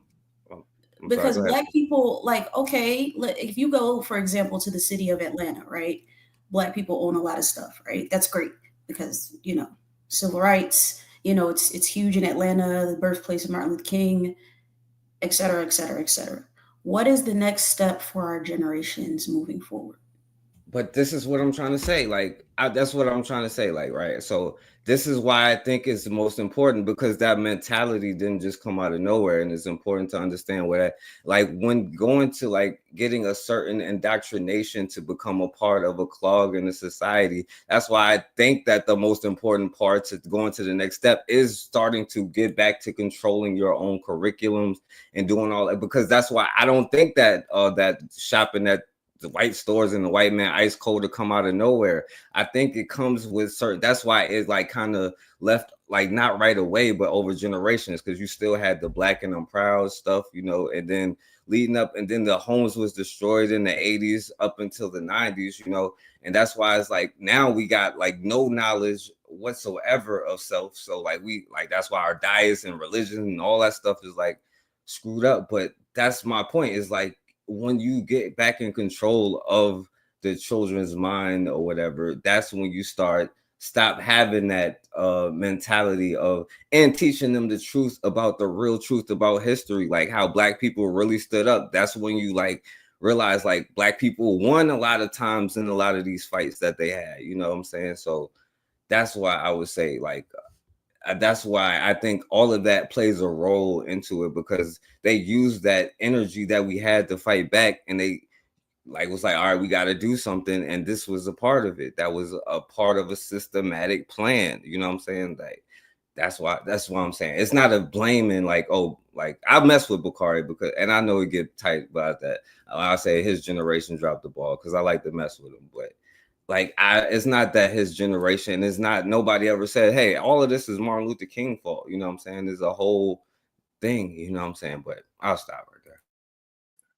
I just want to add quickly that it's not about arguing.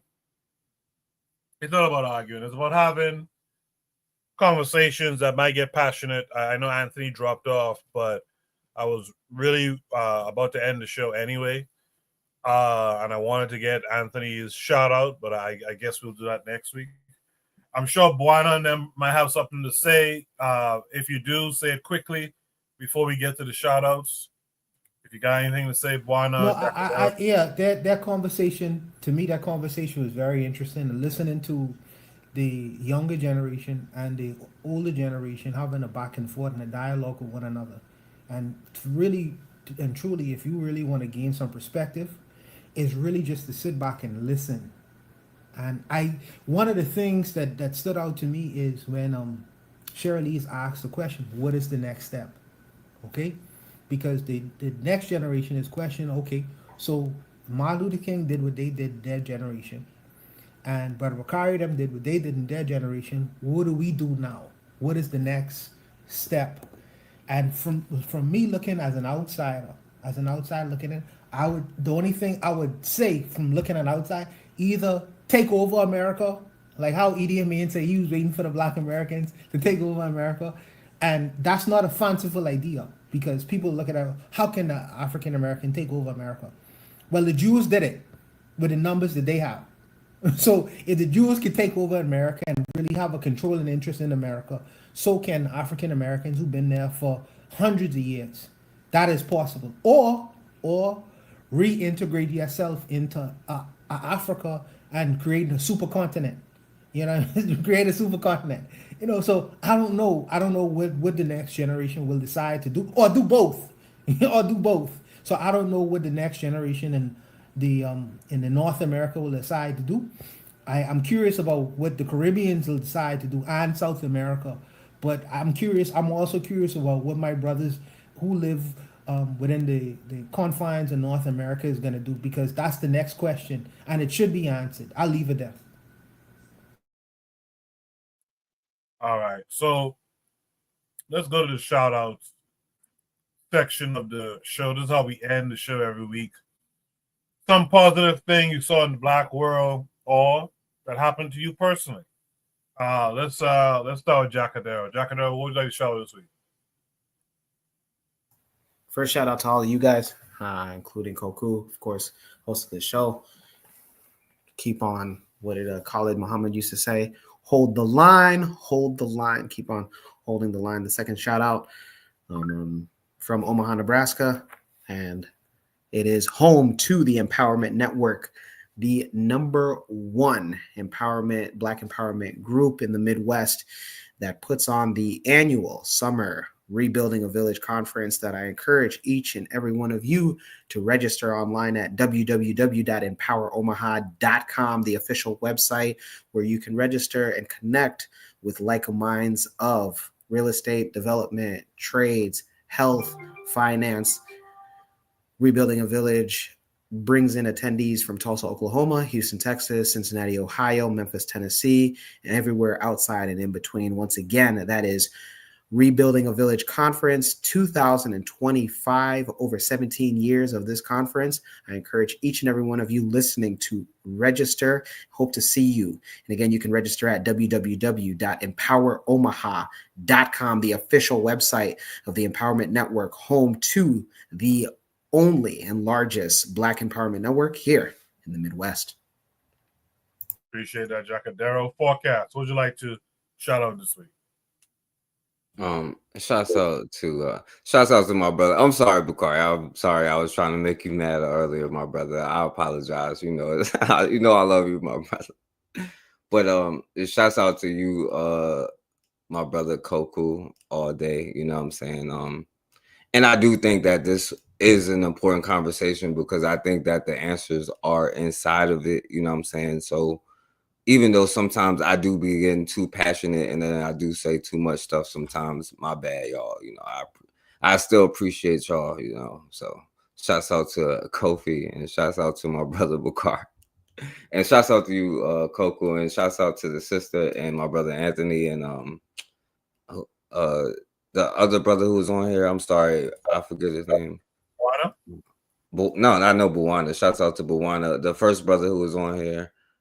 Jacadero, Jacadero. Yeah. I'm sorry, my brother. I'm sorry, Jacadero. Shouts out to everybody who was on here. I'm sorry if I forgot anybody. Appreciate that, Forecast. Make sure you guys are tuned in to the Forecast Radio, by the way.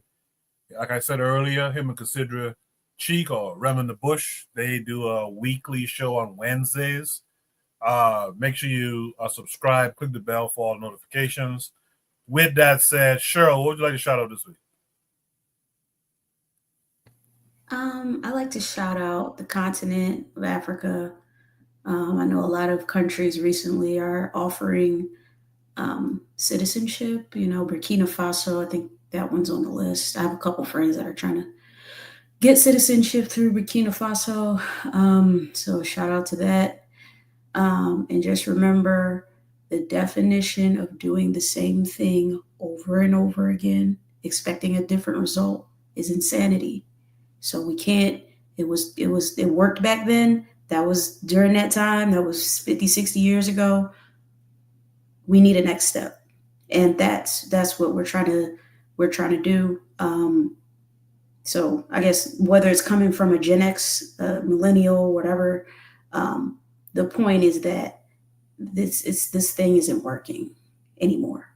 Maybe it worked back then and we can't keep getting stuck in one position because the next 30, 40, 50 years, we're going to have the same thing and we're going to have the same conversations. We're not getting anywhere. So just don't do the same thing over and over again.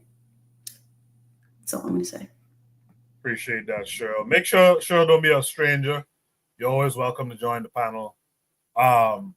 Thanks for coming through. With that said, let's hear from Brother Bakari. Brother Bakari, what would you like to shout out this week? Shout out to the panel. Shout out to you for letting me speak. I'm gonna give a shout out to the Deacons of Defense, you know, that civil rights generation that stood up to them white folk busting guns. I'm gonna give a shout out to that civil rights generation that taught me how to hold my money. I bought my first pair of shoes today, my first pair in 5 years. I'm gonna give a shout out to the folks who taught me how to keep my money and try to build a community. I'm gonna give a shout out to those people that were strong enough to turn down millions of dollars and stay and try to help Black folks. That's my shout out. Yes, sir. I appreciate that, Brother Bakari. Kofi, what would you like to shout out this week? Pretty much just want to shout out to the panel, to you, especially Coco, for putting this together, and pretty much a shout out to the ancestors. I always make sure that I do the things that make my ancestors proud, make sure that their sacrifices didn't go in vain, to make sure that, you know, their example, you know, is not being wasted on the people that's carrying on their legacy. So I always say a broken African is a nigga, and I try every day to fight, not to be a nigga, but to make sure that my ancestors could look down on me or look upon me and says, here is a person that is not succumbing to European ideologies. Here's a person that is trying to reconnect to who he is and what he is and the struggles and fight that we've been through. We've been through it, so you won't have to go through it. So that's pretty much it. Thanks for having me. Good show. Appreciate you, Kofi. Make sure you guys are tuned into both Brother Bakari, BBN Network, and Kofi the Black Critic. Click the bell to be notified when they're on, so you don't miss their live streams. I want to shout you guys out from KWAZ Radio, who tend to come to Shoot the Breeze every Saturday and make it what it is. Last but not least, Buana, what would you like to shout out this week? Shout out to everyone who contributed, who made some great contributions tonight. I wish that Anthony had stayed on because I wanted to ask him a question. But for Jacadero, I'm currently doing a little bit of business with people out of Valentine, Nebraska. And I really, really wanted to get your thoughts on the people in Valentine, Nebraska. Hopefully, I'm not working with a bunch of white nationalists, but I really wanted to get your perspective on people who are from that area. But as far as Anthony goes, I saw something as far as the rapper 50 Cent is building some movie productive studio in Shreveport, Louisiana, and there's some brush up over some of the politics that's happening in that area right now, because I think that either the Conservative Party or somebody is using him to push a particular legislature in Shreveport, Louisiana. So unfortunately, he is not here to really speak to that. But like I say, shout out to everyone who really contributed tonight. I really appreciated the ideas and thoughts of the younger generation, like Forecast and Shirley's, and as well as Brother Bakari's perspective in trying to give us some nuances about what's actually happening in the society and as far as where they're gonna eventually go in terms of the next step in the United States. But I'll leave it there, Coco. All right. Shout out to all of you guys who make Shoot the Breeze dynamic. I know Anthony doesn't like the arguing stuff, but sometimes you gotta be a little bit passionate with these conversations, and that's fine. Wasn't no personal attacks, in my opinion. We should be back next week. This is episode 192. We're on our drive to episode 200.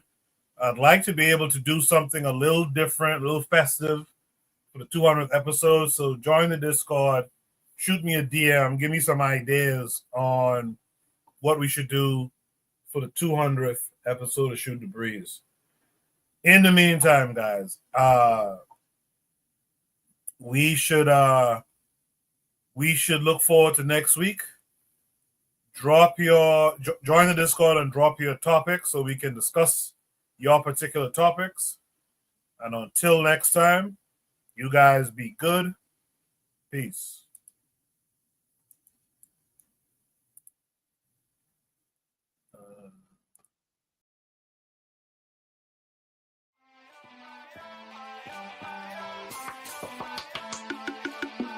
Thanks for listening to the Bitter Medicine Podcast with your host, Koku.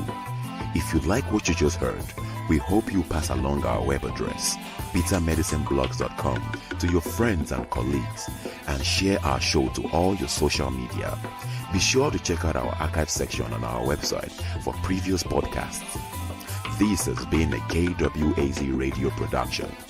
Join us next time for another session of the Bitter Medicine Podcast.